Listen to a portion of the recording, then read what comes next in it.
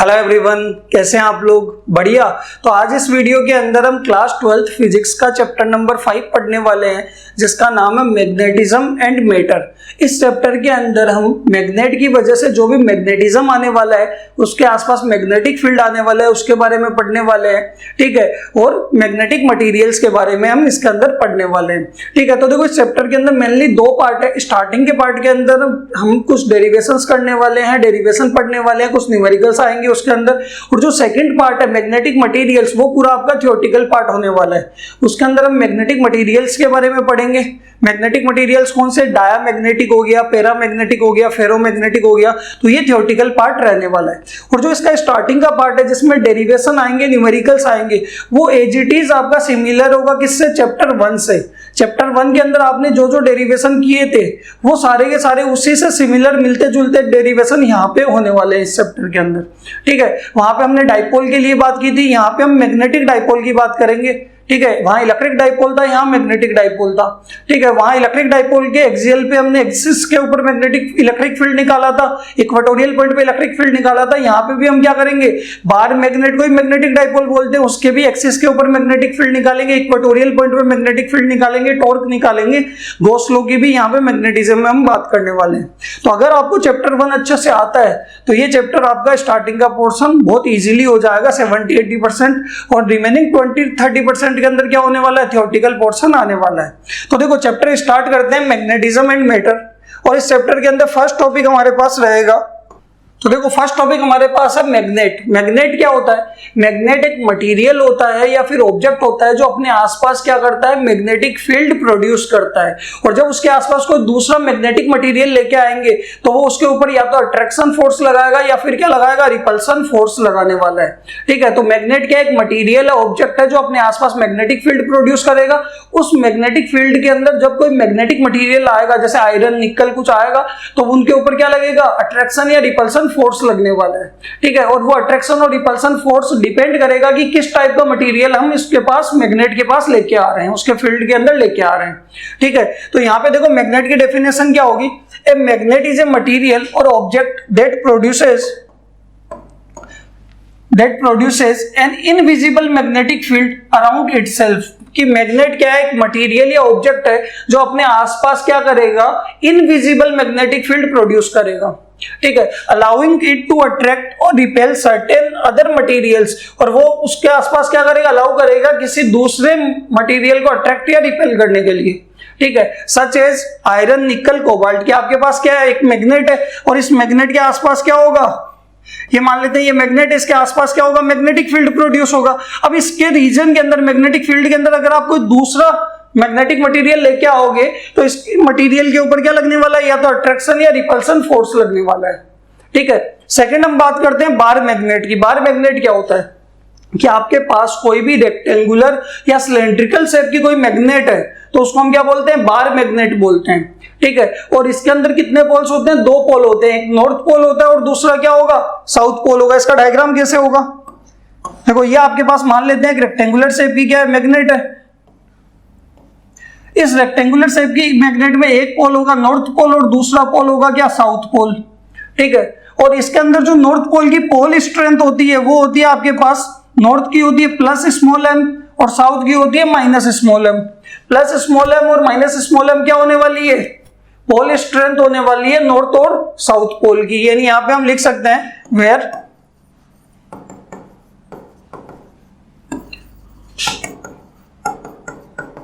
Pole strength of north and south pole respectively.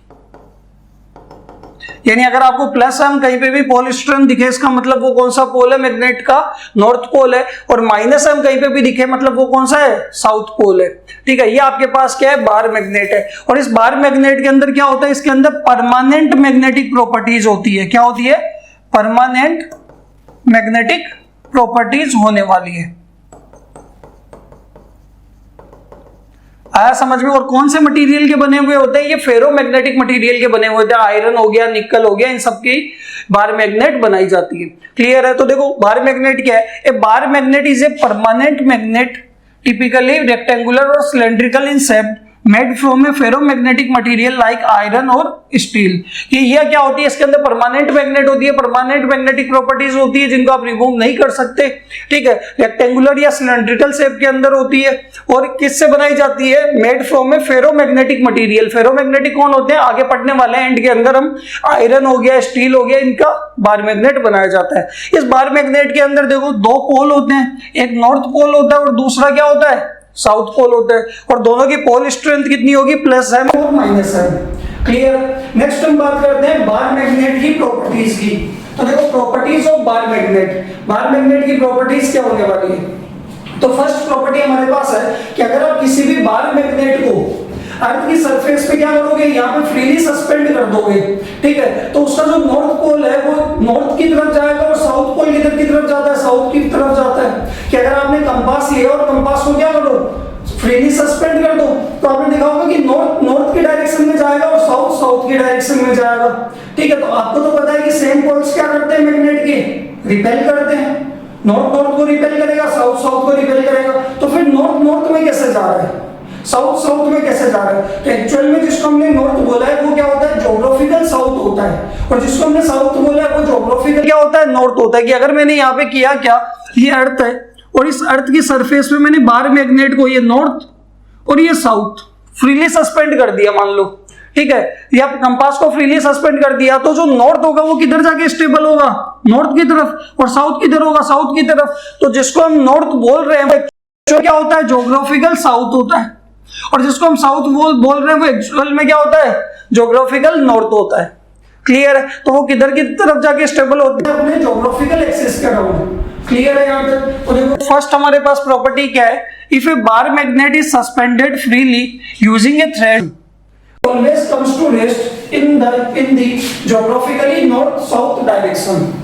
Clear है कि कौन से डायरेक्शन में जाके वो क्या होने वाला है, रेस्ट पे आने वाला है, ज्योग्राफिकल नॉर्थ और साउथ के अंदर। बताओ क्लियर है। सेकंड प्रॉपर्टी है कि like poles repel each other, same pole एक दूसरे को क्या करते हैं, नॉर्थ नॉर्थ को एक दूसरे को रिपेल करेगा और साउथ साउथ भी क्या करेगा, एक दूसरे को रिपेल करेगा। थर्ड प्रॉपर्टी है magnet always exist as a dipole, existence of monopole is not possible. कि जो हमारे पास मैग्नेट होती है वो मैग्नेट हमेशा क्या होते हैं, मैग्नेट के अंदर दो पोल होते हैं, नॉर्थ पोल होता है हमेशा और दूसरा क्या होता है, साउथ होता है। अगर एक साउथ है तो दूसरा अपने आप क्या होगा, नॉर्थ होगा। दो पोल होने वाले हैं और दोनों की पोल स्ट्रेंथ हमेशा क्या होती है, इक्वल होती है और अपोजिट होती है, ठीक है। कि आपके पास मोनोपोल कभी एग्जिस्ट नहीं करने वाला। फोर्थ प्रॉपर्टी आपके पास है pole strength is maximum only at the poles of magnet. कि मैग्नेट के पोल्स के ऊपर पोल स्ट्रेंथ क्या होने वाली है, सबसे ज्यादा होने वाली है, मैक्सिमम होने वाली है। और फिफ्थ हमारे पास है when a magnet is cut along its transverse axis. कि हम किसी मैग्नेट को क्या करेंगे, ट्रांसवर्स एक्सिस के अलोंग कट कर देंगे। मान लेते हैं कि ये हमारे पास मैग्नेट है, ये आपके पास प्लस एम होगा पोल स्ट्रेंथ और ये क्या होगा, माइनस एम। इसका मतलब ये नॉर्थ है और ये क्या है, साउथ है। अब मैंने क्या किया, इस बार मैग्नेट को ट्रांसवर्स एक्सिस के अलोंग क्या कर दिया, कट कर दिया, और इसकी पूरी लेंथ कितनी मान लेते हैं, 12 इसकी लेंथ मान लेते हैं। तो मैंने इसको ट्रांसवर्स एक्सिस के अलोंग मिड पॉइंट से क्या कर दिया, कट कर दिया। तो ये दो पीस हो जाएंगे मैग्नेट के। यानी अगर आप ऊपर वाला पीस देखोगे तो ऐसे बनेगा, ये आपके पास प्लस एम, तो अपने आप नीचे वाला क्या बन जाएगा, ये माइनस एम बन जाएगा। ये नॉर्थ था तो ये साउथ हो जाएगा और लेंथ कितनी हो जाएगी, एल। और जितनी पोल स्ट्रेंथ ऊपर होगी उतनी की उतनी पोल स्ट्रेंथ कहां पे आ जाएगी, नीचे वाले पे आ जाएगी। सेम अगर आप नीचे वाले को देखोगे, नीचे वाला जो पीस बनेगा वो भी ऐसे बनेगा। यहाँ पे भी ये कितना है, माइनस एम है, तो ये अपने आप सेम पोल स्ट्रेंथ का क्या बन जाएगा, प्लस एम बन जाएगा। और इसकी भी लेंथ कितनी हो जाएगी, एल।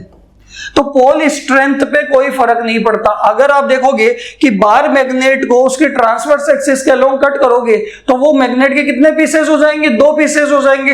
बट पोल स्ट्रेंथ दोनों पीसेस की क्या रहने वाली है, सेम रहने वाली है। पोल स्ट्रेंथ पे कोई फर्क नहीं पड़ेगा। फर्क किस पे पड़ेगा, फर्क पड़ेगा मैग्नेटिक डाइपोल मोमेंट पे।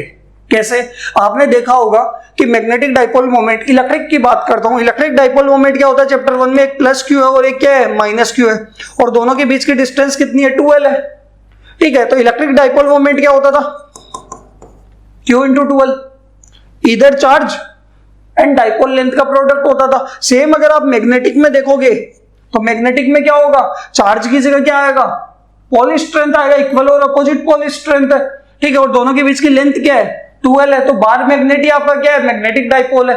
तो इसका magnetic dipole moment capital M निकालोगे तो कैसे आएगा, either pole strength and dipole length 12, यानी आपके पास ये आया, यानी इधर पोल स्ट्रेंथ, दोनों की पोल स्ट्रेंथ तो सेम है ना, साइन ही अपोजिट है, और डाइपोल लेंथ आपका क्या हो जाएगा, मैग्नेटिक डाइपोल मोमेंट हो जाएगा। आया समझ में।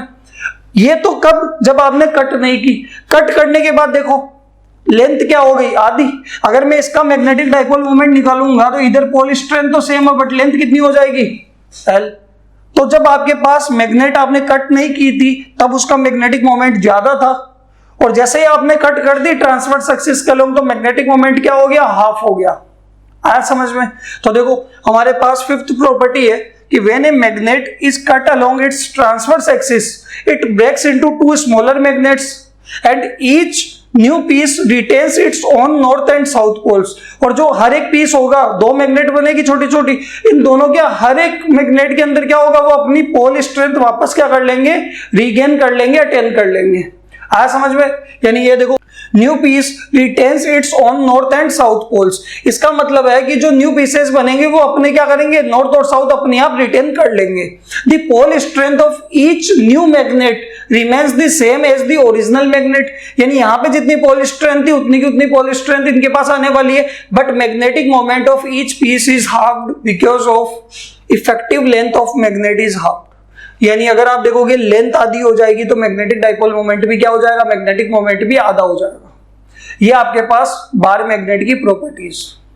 बताओ क्लियर है यहां तक, ठीक है। और इसमें एक दो प्रॉपर्टीज तो आपको पहले से बता दी कि लाइक पोल्स क्या करते हैं, रिपेल करते हैं, अनलाइक पोल्स क्या करते हैं, एक दूसरे को अट्रैक्ट करते हैं, ठीक है। और अगर आप अर्थ की सरफेस पे बार मैग्नेट को थ्रेड से क्या करते हो, फ्रीली सस्पेंड करते हो, तो वो अपने ज्योग्राफिकल नॉर्थ और साउथ की तरफ क्या होते हैं, जाके रेस्ट में आते हैं। क्लियर है यहां तक। ये हमारे पास properties of bar magnet. Next हम बात करते हैं कूलम्ब्स लॉ इन मैग्नेटिज्म। तो देखो हमें पता है कि अगर आपके पास दो अलग अलग बार मैग्नेट है या दो अलग अलग मैग्नेट है, दो अलग मैग्नेट के दो अलग अलग पोल्स है, उनके बीच में अट्रैक्शन या रिपल्सन फोर्स लगने वाला है। क्या आपने क्या किया, एक मैग्नेट ली उसका नॉर्थ पोल और दूसरी मैग्नेट का साउथ पोल, क्या करेंगे, पास लेके आओगे तो उनके बीच में क्या लगेगा, अट्रैक्शन फोर्स लगेगा।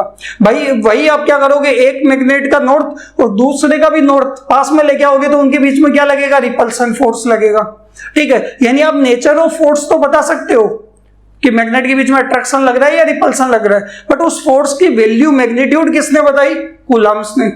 तो देखो कूलम्ब्स लॉ इन मैग्नेटिज्म क्या होने वाला है कि मान लेते हैं हमारे पास एक मैग्नेट है, बार मैग्नेट है, ये इसका मान लेता हूं नॉर्थ पोल है, और ये कौन सा होगा, फिर साउथ पोल होगा। ये इसकी पोल स्ट्रेंथ होगी प्लस का m और इसकी क्या हो जाएगी, माइनस m।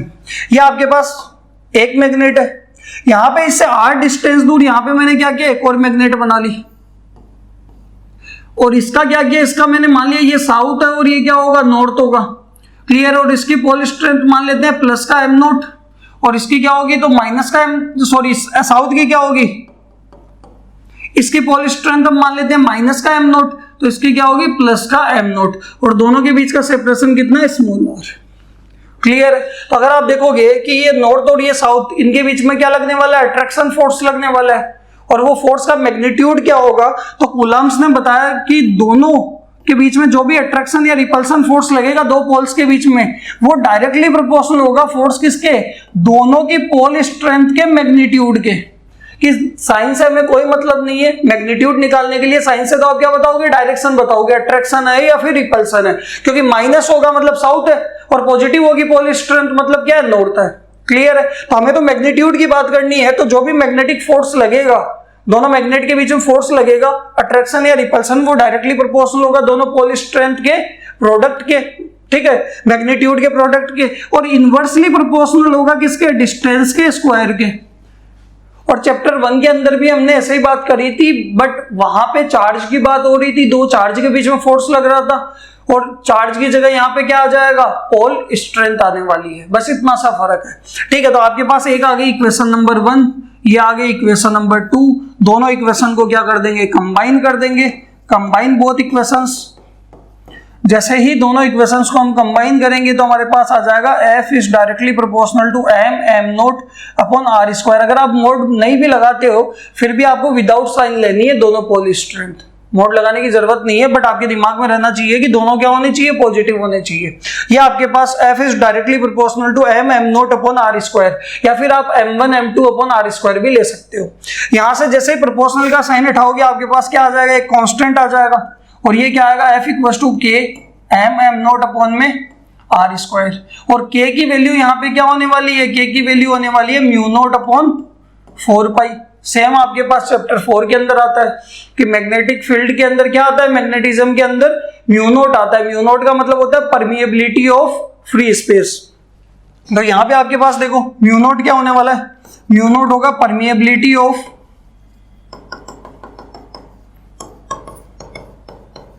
Free space. बताओ समझ में आया।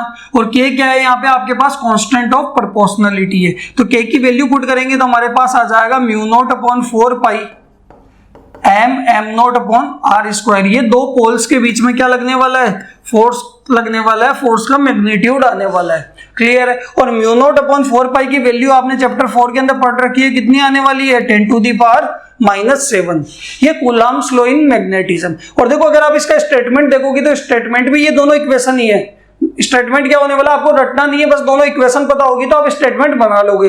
स्टेटमेंट क्या है, it states that the force of attraction और रिपल्सन, कि दो पोल्स के बीच में चाहे अट्रैक्शन लग रहा हो चाहे रिपल्सन लग रहा हो, द फोर्स ऑफ अट्रैक्शन और repulsion between two magnetic poles is directly proportional to product of their pole strength, कि दो पोल्स के बीच में अट्रैक्शन या रिपल्सन जो भी फोर्स लग रहा है उसका मैग्नीट्यूड डायरेक्टली प्रोपोर्शनल किसके होगा, दोनों पोल्स की पोल स्ट्रेंथ के प्रोडक्ट के। ठीक है। And inversely proportional to the square of distance between them, inversely proportional to the square of distance between them. दोनों इक्वेशन आएगी, दोनों को कंबाइन करोगे ये आ जाएगा। ठीक है। और इलेक्ट्रोस्टैटिक्स के अंदर क्या होता था, यहाँ पे Q नोट आता था या Q1 Q2 आता था, बस इतना ही था। और यहाँ पे जो K की वैल्यू आती थी वो 1/4 पाई एप्सिलॉन नोट आती थी। ये आपके पास Coulomb's law in magnetism. Next हम बात करते हैं, हमारे पास आएगा मैग्नेटिक फील्ड।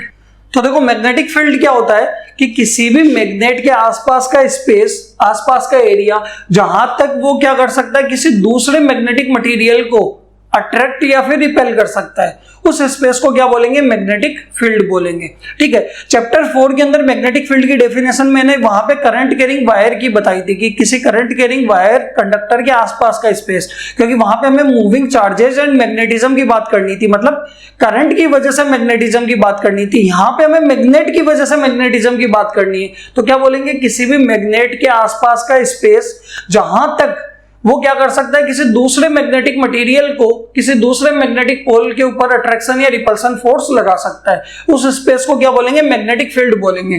मैंने कहा मान लो ये मेरे पास मैग्नेट है, ये नॉर्थ पोल है, ये साउथ पोल है, इसके आसपास का ये स्पेस, यहां पर मैं किसी दूसरे मैग्नेटिक मटेरियल को लेके आ रहा हूं, तो जैसे लेके आऊंगा इनके ऊपर क्या लगेगा, अट्रैक्शन या रिपल्सन फोर्स लगेगा।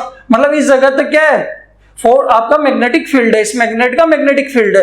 बट अगर मैंने कहा कि मैं इस जगह पे इस मैग्नेटिक मटेरियल को लेके आऊंगा तो इस जगह पे कोई फोर्स नहीं लगने वाला, कि ये मैग्नेट इस जगह पे इन मैग्नेटिक मटेरियल पे कोई फोर्स नहीं लगा रहा, इसका मतलब इस जगह पे मैग्नेट का फील्ड नहीं है। आया समझ में। ठीक है। हम बात करते हैं next, magnetic field intensity. Magnetic field intensity का मतलब है कि उस जगह पे, इस पॉइंट पे मैग्नेटिक फील्ड की वैल्यू कितनी है, मैग्नेटिक फील्ड स्ट्रेंथ कितनी है, मैग्नेटिक फील्ड इंटेंसिटी कितनी है, तो वो कैसे पता लगाएंगे। तो देखो यहाँ पे अगर आप किसी मैग्नेटिक मटेरियल या मैग्नेटिक पोल को लेके आते हो, ठीक है, तो उसके ऊपर ये मैग्नेट कितना फोर्स लगा रही है। ठीक है। इस जगह पे जैसे लेके आओगे, मान लो मैंने कहा कि आपके पास ये एक मैग्नेट है, ये M इसका पोल है, प्लस का तो ये क्या होगा, माइनस का M होगा, कोई दिक्कत। यहां पे मैं किसी मैग्नेट, इससे r डिस्टेंस दूर मैं क्या लेके आया, इससे r डिस्टेंस दूर यहां पे मैं लेके आया M नोट को। ठीक है। पॉजिटिव का M नोट मतलब नॉर्थ, नॉर्थ रिपेल करेगा। तो मैंने क्या किया, मुझे इस मैग्नेट की इंटेंसिटी निकालनी है r डिस्टेंस दूर इस पॉइंट के ऊपर। कैसे निकालूंगा, ये M जो है वो इस पॉइंट पे M नोट पे ज्यादा फोर्स, कितना फोर्स लगा रहा है, फोर्स पर यूनिट पोल स्ट्रेंथ। अगर M नोट पे M ज्यादा फोर्स लगा रहा है, इसका मतलब इस जगह पे इसकी इंटेंसिटी क्या है, ज्यादा है। अगर कम फोर्स लगा रहा है मतलब इंटेंसिटी क्या होने वाली है, कम होने वाली है। तो यहाँ पे आप बोल सकते हो कि जो मैग्नेटिक फील्ड इंटेंसिटी होगी, B से डिनोट करेंगे, ये होगी फोर्स पर यूनिट पोल स्ट्रेंथ, कि इस M नोट के ऊपर कितना ज्यादा फोर्स ये M लगा रहा है, ये मैग्नेट लगा रही है। आया समझ में? ये आपके पास क्या होगी, मैग्नेटिक फील्ड इंटेंसिटी। अगर आप देखोगे फोर्स की वैल्यू क्या होगी, फोर्स की वैल्यू तो होगी म्यू नॉट अपॉन 4 पाई। M लगा रहा है किसके ऊपर, M नॉट पे कितने डिस्टेंस दूर, R स्क्वायर। फोर्स की वैल्यू यहां पे पुट करेंगे, ये 1 मान लेते हैं, ये 2, तो पुट 2 in 1,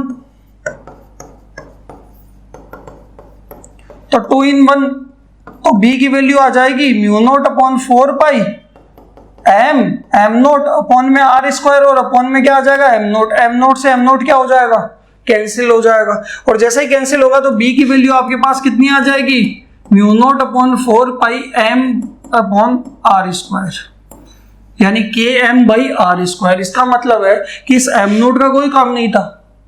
M नोट पे तो इंटेंसिटी कैसे पता लगाओगे, M नोट पे कितना फोर्स लग रहा है, फोर्स पर unit pole strength, but intensity किसकी है, इस M की, यानी किसी M पोल स्ट्रेंथ से R डिस्टेंस दूर इंटेंसिटी क्या होने वाली है, म्यू नोट अपॉन 4 पाई, मतलब K M upon R square. आया समझ में? इलेक्ट्रिक फील्ड के अंदर क्या होता था, K Q by R square, pole strength की जगह क्या आता था, चार्ज आता था। आया समझ में, K M by R square, यानी सीधा सीधा देख सकते हैं। मैंने कहा एक आपके पास M है, इससे x डिस्टेंस दूर, इस पॉइंट पे बताओ इस M की इंटेंसिटी कितनी है, तो B कितना आएगा, K M अपॉन में x स्क्वायर, और K की वैल्यू क्या होने वाली है, म्यू नॉट अपॉन 4 पाई होने वाली है। आया समझ में? ये आपके पास मैग्नेटिक फील्ड इंटेंसिटी। नेक्स्ट हम बात करते हैं मैग्नेटिक लाइंस ऑफ फोर्स। देखो मैग्नेटिक लाइंस ऑफ फोर्स क्या होती है, ये आपके पास मैग्नेटिक फील्ड लाइंस होती है जो इमेजिनरी, स्ट्रेट और कर्व्ड लाइंस होती है, जो मैग्नेटिक फील्ड की डायरेक्शन और स्ट्रेंथ बताती है। ठीक है, तो इनकी हम प्रॉपर्टीज की बात करते हैं। मैग्नेटिक फील्ड लाइंस की प्रॉपर्टीज क्या होगी, तो देखो मैग्नेटिक फील्ड लाइंस किसी भी मैग्नेट के अंदर हमेशा नॉर्थ टू साउथ ट्रेवल करती है आउटसाइड द मैग्नेट, और साउथ टू नॉर्थ में ट्रेवल करती है इनसाइड द मैग्नेट। कि अगर मैंने कहा कि ये मान लेते हैं ये हमारे पास एक मैग्नेट है और ये इसका नॉर्थ पोल है और ये कौन सा है, साउथ पोल है, तो इसके अंदर जो मैग्नेटिक फील्ड लाइंस निकलने वाली है ये जाएगी नॉर्थ टू साउथ, तो outside the magnet, north to south तो क्या जाएगी, आउटसाइड द मैग्नेट जाने वाली इस तरीके से। आया समझ में? और इनसाइड द मैग्नेट कैसे जाने वाली है, इनसाइड द मैग्नेट जाएगी साउथ टू नॉर्थ, इस तरीके से, साउथ टू नॉर्थ। आया समझ में? इसका मतलब magnetic field lines outside the magnet तो ट्रेवल करेगी नॉर्थ टू साउथ, और इनसाइड कैसे करेगी, साउथ टू नॉर्थ। ये फर्स्ट प्रॉपर्टी। ठीक है, यहां से और निकलने वाली इस तरीके से निकलेगी, नॉर्थ से बाहर निकलेगी और साउथ से क्या जाएगी, अंदर जाएगी। और हमेशा कैसी लूप बनाती है, क्लोज लूप फॉर्म करती है कि north to south, south to north, तो पूरा क्या बना देगी, क्लोज लूप बना देगी। सेकंड हम बात करते हैं कि the tangent drawn to the magnetic field lines gives the direction of magnetic field. कि अगर आपके पास मान लो कि ये मैग्नेटिक फील्ड लाइन है, मैंने कहा ये मैग्नेट है, ये नॉर्थ है और ये साउथ है। अब मैंने बोला कि यहां पे आपके पास इसके अंदर इस तरीके से ये मैग्नेटिक फील्ड लाइन आ रही है। अब आपको इस मैग्नेटिक फील्ड लाइन के किसी भी पॉइंट पे, किसी पर्टिकुलर पॉइंट पे मैग्नेटिक फील्ड की डायरेक्शन निकालनी है, तो कैसे निकालोगे, तो उस पॉइंट के ऊपर हम क्या करेंगे, टेंजेंट ड्रॉ करेंगे। मैंने कहा कि मान लो इस पॉइंट पे मुझे क्या निकालनी है, मैग्नेटिक फील्ड की डायरेक्शन निकालनी है, तो इस पॉइंट के ऊपर क्या करूंगा, फॉरवर्ड डायरेक्शन के अंदर टेंजेंट ड्रॉ करूंगा, तो इस पॉइंट की डायरेक्शन आ जाएगी मैग्नेटिक फील्ड की। फॉरवर्ड डायरेक्शन का मतलब है जिस डायरेक्शन में आपकी मैग्नेटिक फील्ड लाइन जा रही है। क्लियर है? अगर मुझे इस पॉइंट पे निकालनी है मैग्नेटिक फील्ड की डायरेक्शन, तो इस पॉइंट पे इस तरीके से टेंजेंट ड्रॉ करेंगे, तो इस पॉइंट पे डायरेक्शन आ जाएगी। यानी किसी भी पर्टिकुलर पॉइंट पे अगर आपको मैग्नेटिक फील्ड की डायरेक्शन निकालनी है, ठीक है, तो मैग्नेटिक फील्ड लाइन के ऊपर हम क्या करते हैं, टेंजेंट ड्रॉ करते हैं फॉरवर्ड डायरेक्शन के अंदर। तो देखो क्या लिखा हुआ है, the tangent drawn to the magnetic field lines gives the direction of magnetic field. Third है magnetic field lines never intersect with each other. कि मैग्नेटिक फील्ड लाइंस कभी एक दूसरे के साथ इंटरसेक्ट नहीं करती। क्यों नहीं करती, बहुत बार पूछा जाता है। इलेक्ट्रिक फील्ड लाइंस भी नहीं करती, मैग्नेटिक फील्ड लाइंस भी नहीं करती। क्यों नहीं करती, इसका रीजन क्या होगा कि मान लो मैंने कहा कि दो मैग्नेटिक फील्ड लाइंस एक दूसरे से इस तरीके से क्या कर रही है, इंटरसेक्ट कर रही है। मान लेते हैं ये इंटरसेक्ट कर रही है। अब अगर मुझे इस इंटरसेक्टिंग पॉइंट के ऊपर मैग्नेटिक फील्ड की डायरेक्शन निकालनी है, तो क्या करेंगे, टेंजेंट बनाएंगे। अब अगर मैं नीचे वाली मैग्नेटिक फील्ड लाइन से टेंजेंट बनाऊंगा तो ऐसे जाएगी डायरेक्शन, अगर मैं इससे डायरेक्ट टेंजेंट बनाऊंगा तो ऐसे जाएगी। यानी एक इंटरसेक्टिंग पॉइंट पे मैग्नेटिक फील्ड की डायरेक्शन कितनी हो गई, दो, और वो पॉसिबल नहीं है। एक पॉइंट पे मैग्नेटिक फील्ड की डायरेक्शन कितनी होती है? एक ही होती है। आया समझ में? ठीक है, तो देखो रीजन क्या लिखा हुआ है, if they intersect each other then there will be two directions of magnetic field at one point which is not possible. कि इंटरसेक्टिंग पॉइंट पे, एक पॉइंट पे कितने डायरेक्शन हो जाएगी मैग्नेटिक फील्ड की? दो डायरेक्शन हो जाएगी, वो पॉसिबल नहीं है। आया समझ में? तो कभी इंटरसेक्ट नहीं करती। इसके बाद है कि magnetic field lines are continuous and form a close loop. कि मैग्नेटिक फील्ड लाइंस क्या होती है? कॉन्टिन्यूअस होती है और क्लोज लूप फॉर्म करती है। फिफ्थ हमारे पास है द क्लोजनेस और density of field lines is directly proportional to the strength of the field. ये क्या कह रहा है कि मैग्नेटिक फील्ड लाइंस कितनी पास पास है या उनकी डेंसिटी कितनी है, वो क्या बताएगी? वो डायरेक्टली प्रोपोर्शनल होगी स्ट्रेंथ ऑफ मैग्नेटिक फील्ड की। इसका मतलब क्या है कि जिस रीजन के अंदर मैग्नेटिक फील्ड लाइंस क्या होगी? पास पास होगी, ज्यादा होगी और पास पास होगी, वो स्ट्रॉन्ग मैग्नेटिक फील्ड होने वाला है। उस रीजन को क्या बोलेंगे? Strong magnetic field. की वहां पे मैग्नेटिक फील्ड इंटेंसिटी क्या होगी? मैग्नेटिक फील्ड की स्ट्रेंथ ज्यादा होगी। और जिस रीजन के अंदर मैग्नेटिक फील्ड लाइंस क्या होगी? दूर दूर होगी और कम होगी मैग्नेटिक फील्ड लाइंस, वहां पे क्या होने वाली है? स्ट्रेंथ भी कम होने वाली है, मतलब वो वीक मैग्नेटिक फील्ड होने वाला है। तो आप इस तरीके से भी लिख सकते हो, in the region of strong magnetic field field lines are more and close to each other and vice versa. Vice versa का मतलब है वीक रीजन के अंदर क्या होने वाला है? In the region of weak magnetic field field lines are less and far from each other. आया समझ में? तो ये हमारे पास 5 प्रॉपर्टीज थी। फर्स्ट प्रॉपर्टी के अंदर हमने बताया कि नॉर्थ टू साउथ जाती है आउटसाइड द मैग्नेट और साउथ टू नॉर्थ जाती है inside the magnet. Magnetic field line के ऊपर किसी भी पॉइंट पे डायरेक्शन बतानी है तो टेंजेंट बनाते हैं, कभी इंटरसेक्ट नहीं करती, कंटिन्यूअस होती है, क्लोज लूप फॉर्म करती है। और डेंसिटी और क्लोजनेस क्या होती है? डायरेक्टली प्रोपोर्शनल होती है स्ट्रेंथ ऑफ मैग्नेटिक फील्ड के। ये आपके पास मैग्नेटिक फील्ड लाइंस और उसकी प्रॉपर्टीज।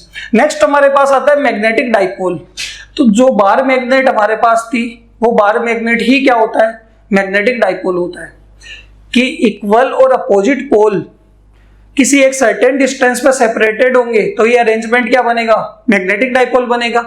और इक्वल और अपोजिट पोल स्ट्रेंथ के पोल को ही हम क्या बोलते हैं? बार मैग्नेट बोलते हैं। तो आया समझ में कि अगर मैं यहाँ पे देखूंगा magnetic dipole is a simplest form of magnet consisting two equal and opposite magnetic poles, एक नॉर्थ और एक south separated by a certain distance. यानी बार मैग्नेट ही आपका क्या है? मैग्नेटिक डाइपोल है। ठीक है, यहां पे अगर मैं इसका डायग्राम बनाऊं तो कैसा डायग्राम बनेगा? मैंने कहा ये आपके पास एक बार मैग्नेट है, यानी आपके पास इसके अंदर एक पोल होगा नॉर्थ, दूसरा पोल क्या होगा? साउथ। इसकी पोल स्ट्रेंथ प्लस एम और इसकी क्या होगी? Minus M. इलेक्ट्रिक में होता था प्लस क्यू और माइनस क्यू, इक्वल और अपोजिट चार्ज। यहां पे होगा equal and opposite pole strength separated by a certain distance और इसकी डिस्टेंस को क्या बोल देंगे? 12। आया समझ में? यानी 12 का मतलब ये चीज ध्यान रखना, 12 क्या होने वाली है आपकी? 12 होगी डाइपोल लेंथ। अगर मैंने कहा कि मान लो इस बार मैग्नेट की लेंथ कितनी है? 20 सेंटीमीटर, तो 12 का मतलब कितना है? 12 आपका 20 सेंटीमीटर है। डबल मत कर देना कि आपने 40 ले लिया 12 की वैल्यू। जो भी आपके पास दोनों पोल्स के बीच की डिस्टेंस होगी वही आपकी क्या होगी? यानी मैग्नेट की जो लेंथ होगी वही आपका 12 है पूरा। आया समझ में? तो ये मैग्नेटिक डाइपोल।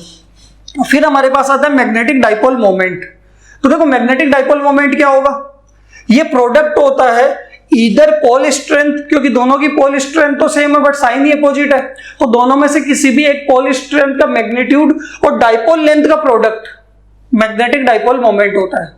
आया समझ में? यानी आप देखोगे कि it is defined as the product of either pole strength and dipole length. इसको डिनोट किया जाता है कैपिटल एम से। It is denoted by capital M. और कैपिटल एम आपके पास क्या होगा? ये प्रोडक्ट होगा किसका? Either pole strength and dipole length का। आया समझ में? तो कैपिटल एम की वैल्यू क्या होगी? इधर पोल स्ट्रेंथ तो क्या होता है? स्मॉल एम, और डाइपोल लेंथ कितनी है? 12। ये आपके पास क्या आएगा? आपके पास मैग्नेटिक डाइपोल मोमेंट आएगा। इसकी अगर एसआई यूनिट की बात करें तो अगर आपको स्मॉल एम की एसआई यूनिट पता है तो लेंथ की तो क्या होगी? मीटर होगी। अब स्मॉल एम कैसे निकालेंगे? पोल स्ट्रेंथ की। तो पोल स्ट्रेंथ की हम एसआई यूनिट निकालने के लिए चलते हैं मैग्नेटिक फील्ड इंटेंसिटी के अंदर। यहां से अगर आप देखोगे आपको पता है कि आपके पास फॉर्मूला किसका? यहां पे देखना, आपके पास मैग्नेटिक फील्ड इंटेंसिटी का फॉर्मूला होता है फोर्स अपॉन में पोल स्ट्रेंथ। तो अगर मुझे पोल स्ट्रेंथ का निकालना है तो क्या लिखूंगा, F/B, force upon magnetic field. अब आप देखोगे फोर्स को लिख सकता हूं IBL sin थीटा, चैप्टर 4 से। और यहां पे आप क्या लिख सकते हो, B sin थीटा, तो क्या होगा, कोई यूनिट नहीं होगी और B से B कैंसिल, यानी क्या लिख सकते हो, करंट इंटू लेंथ। और करंट का क्या होगा, एम्पियर, और लेंथ का क्या होगा, मीटर। यही किसकी यूनिट हो जाएगी, पोल स्ट्रेंथ की, एम्पियर इंटू मीटर। आया समझ में?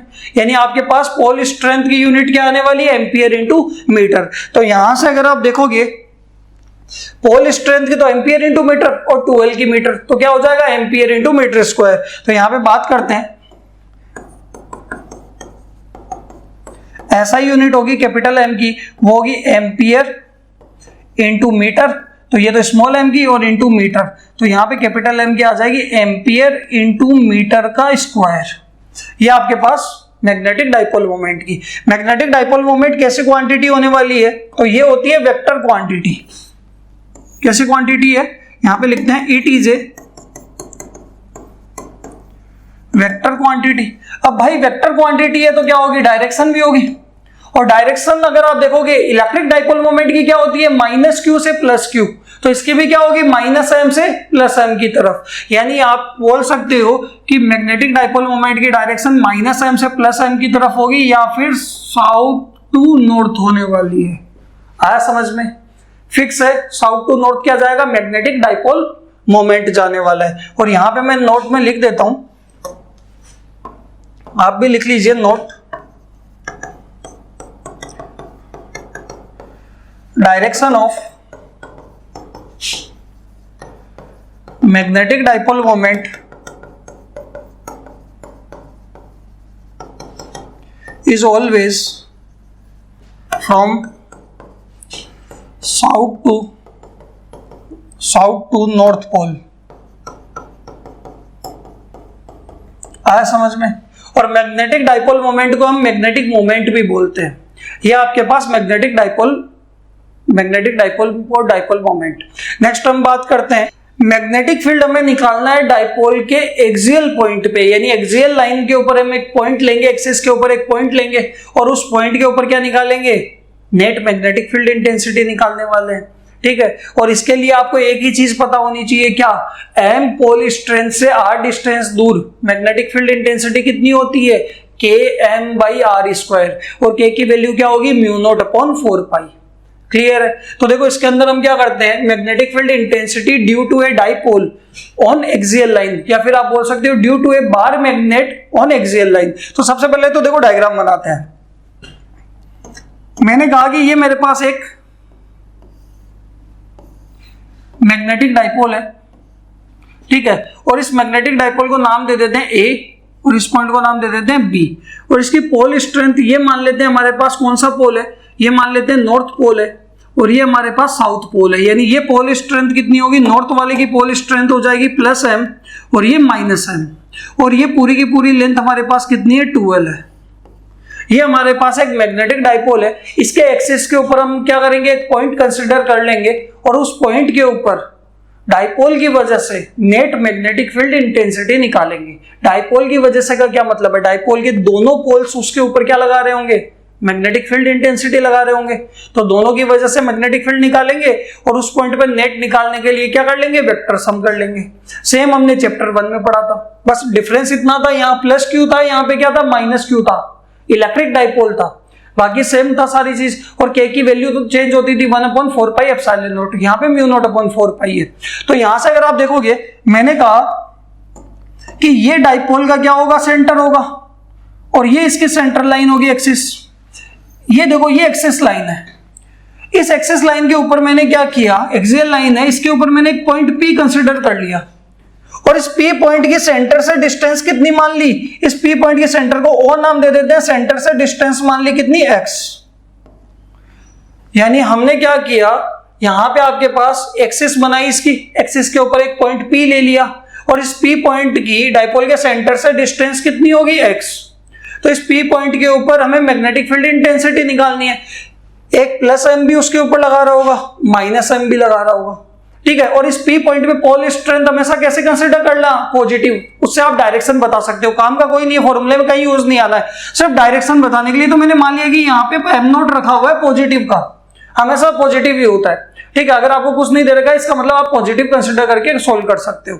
तो यहां से अगर आप देखोगे कि यहाँ पे आपके पास एक मैग्नेटिक डाइपोल है, इसके सेंटर से x डिस्टेंस दूर इस पी पॉइंट पे हमें नेट मैग्नेटिक फील्ड इंटेंसिटी निकालनी है।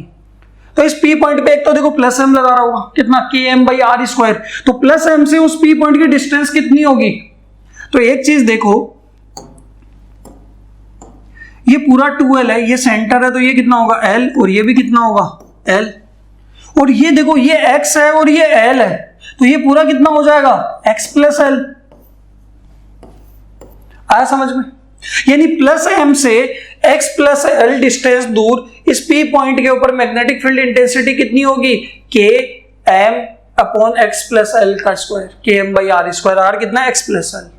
सेम माइनस एम लगा रहा होगा, प्लस और माइनस से तो आप डायरेक्शन बताओगे, उसकी तो हम बात करेंगे, बट माइनस एम कितना लगा रहा होगा, km/ डिस्टेंस कितनी है b से p, b से p की डिस्टेंस कितनी आएगी। तो भाई ये x है, ये l है, तो माइनस कर लो तो x - l, ये bp आ जाएगा। आया समझ में। b1 b2 प्लस m की वजह से b1 माइनस m की वजह से b2, दोनों की डायरेक्शन देख के सम कर लेंगे। तो सबसे पहले तो बात करते हैं डायरेक्शन की। सबसे पहले देखो प्लस m नोट को क्या करेगा, रिपेल करेगा, नॉर्थ नॉर्थ रिपेल करेगा, पॉजिटिव है, इधर की तरफ b1 मान लेते हैं due to plus m। Minus m note को अट्रैक्ट करेगा, तो इधर की तरफ क्या मान लेते हैं, b2 मान लेते हैं। दोनों अपोजिट है, तो नेट मैग्नेटिक फील्ड निकालेंगे p पॉइंट पे, तो क्या करेंगे, वेक्टर सम बड़े में से छोटा माइनस कर लेंगे। क्लियर है यहां तक। तो सबसे पहले तो b1 b2 की वैल्यू निकालते हैं। कैसे निकालेंगे, तो यहां पे देखो, मैंने सबसे पहले यहां पे देखा मैग्नेटिक फील्ड इंटेंसिटी किसकी वजह से, due to plus m at point p। तो यहां से b1 की वैल्यू कितनी आ जाएगी, देखना μ0/4π m अपॉन में डिस्टेंस कितनी है, x + l का स्क्वायर, km और डिस्टेंस कितनी है, x + l का स्क्वायर, km/r²। आ गया। डायरेक्शन देखोगे तो a और p के बीच की बात है भाई, और a से किधर जा रहा है b1, देखना p की तरफ, यानी डायरेक्शन क्या होगी, अलोंग a to p। आया समझ में। इक्वेशन नंबर 1 b1 आ गया।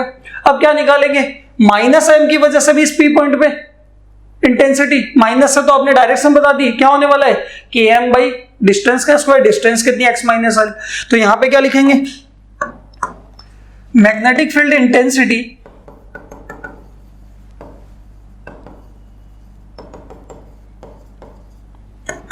Due to minus small m at point p। तो b2 क्या होगा तो वही μ0/4π, माइनस से तो आप डायरेक्शन बता चुके हो, स्मॉल m और डिस्टेंस कितनी है, x - l का स्क्वायर। यानी इस माइनस m से x - l डिस्टेंस दूर इस p पॉइंट पे इंटेंसिटी क्या होने वाली है, μ0/4π m/x - l का स्क्वायर। डायरेक्शन देखो, b और p के बीच की बात है, और p से किधर जा रहा है, b की तरफ जा रहा है, यानी डायरेक्शन क्या होगी, p से b, यानी अलोंग क्या लिखोगे, p से b। इक्वेशन नंबर कितनी, 2। आया समझ में।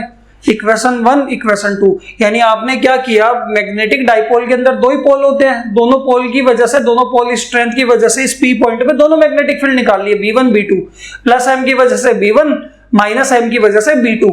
हमें करना क्या, इस p पॉइंट पे, एक्सियल पॉइंट पे नेट मैग्नेटिक फील्ड इंटेंसिटी निकालनी है। तो एक राइट में है, एक लेफ्ट में है, तो नेट के लिए क्या करेंगे, वेक्टर सम करेंगे, और दोनों की डायरेक्शन अपोजिट है। तो यहां पे अगर आप देखोगे क्या लिखते हैं, नेट मैग्नेटिक फील्ड इंटेंसिटी, कहां पे, एट पॉइंट p। तो नेट मैग्नेटिक फील्ड इंटेंसिटी निकालेंगे p पॉइंट पे, तो देखो b नेट क्या होगा, बड़े में से छोटा माइनस होगा। अब बताओ बड़ा कौन, तो देखो μ0/4π, दोनों सेम, m सेम, डिपेंड किस पे कर रहा है, सिर्फ डिस्टेंस पे, और जिसकी डिस्टेंस, जिसका डिनोमिनेटर छोटा है उसका मैग्नेटिक फील्ड क्या है, बड़ा है। छोटा किसका डिनोमिनेटर, b2 का, देखो ना, ये वैल्यू छोटी है, इसका मतलब B2 बड़ा है। तो आप यहां पे लिख भी सकते हो कि जो मैग्नेटिक फील्ड इंटेंसिटी है B, वो इनवर्सली प्रोपोर्शनल है किसके, डिस्टेंस के स्क्वायर के। अब जिसके डिस्टेंस ज्यादा उसका मैग्नेटिक फील्ड कम, तो भाई ज्यादा डिस्टेंस किसकी है, B1 वाले की डिस्टेंस ज्यादा है, B2 वाले की डिस्टेंस कम है, तो B2 बड़ा होगा। तो B2 बड़ा होगा तो नेट मैग्नेटिक फील्ड हमारे पास आ जाएगा B2 minus B1। Equation number क्या मान लेते हैं, 3। Put equation 1 and 2 in equation 3। 1 and 2 को किसके अंदर पुट करेंगे, 3 के अंदर। तो देखो हमारे पास क्या आने वाला है, बी नेट बराबर B2 तो कितना था, म्यू नोट अपॉन 4 पाई एम अपॉन में x माइनस एल का स्क्वायर, ये तो क्या है B2, minus mu naught upon 4 पाई एम अपॉन में x प्लस एल का स्क्वायर B1। यहां से अगर आप देखोगे तो बी नेट कितना आएगा, mu naught upon 4 pi into small M, तो कॉमन ले लो तो ये हो जाएगा 1 minus X, 1 upon X minus L का square minus 1 upon X plus L का स्क्वायर, यही आने वाला है। यहां पे करेंगे क्या,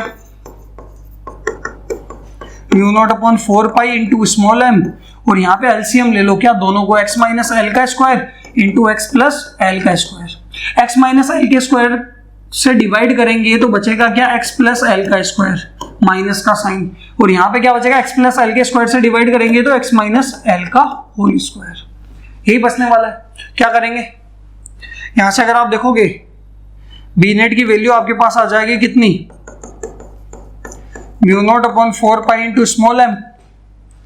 यहां तो देखो ऊपर तो ओपन कर लेते हैं, x square plus l square plus का 2xl, बीच में साइन किसका, माइनस का, और ये होगा x square plus l square minus 2xl। Identity लगा दी, x प्लस एल का होल स्क्वायर और x माइनस एल का होल स्क्वायर, आइडेंटिटी होती है x square plus l square plus 2xl, और ये x square plus l square minus 2xl, और बीच में साइन किसका है, माइनस का। और देखो इसको आप एक साथ होल स्क्वायर में लिख सकते हो, नीचे वाले को x minus L into x plus L, पूरे का एक साथ होल स्क्वायर, और ये आइडेंटिटी बन गई a minus b into a plus b, a square minus b square. तो यहां से अगर आप देखोगे आपके पास बी नेट कितना आ जाएगा, mu naught upon 4 pi into small M, तो बाहर, यहां से अगर आप देखोगे तो ये बन जाएगा x square plus l square plus 2xl plus 2xl, ये बना, ये तो एज इट इज।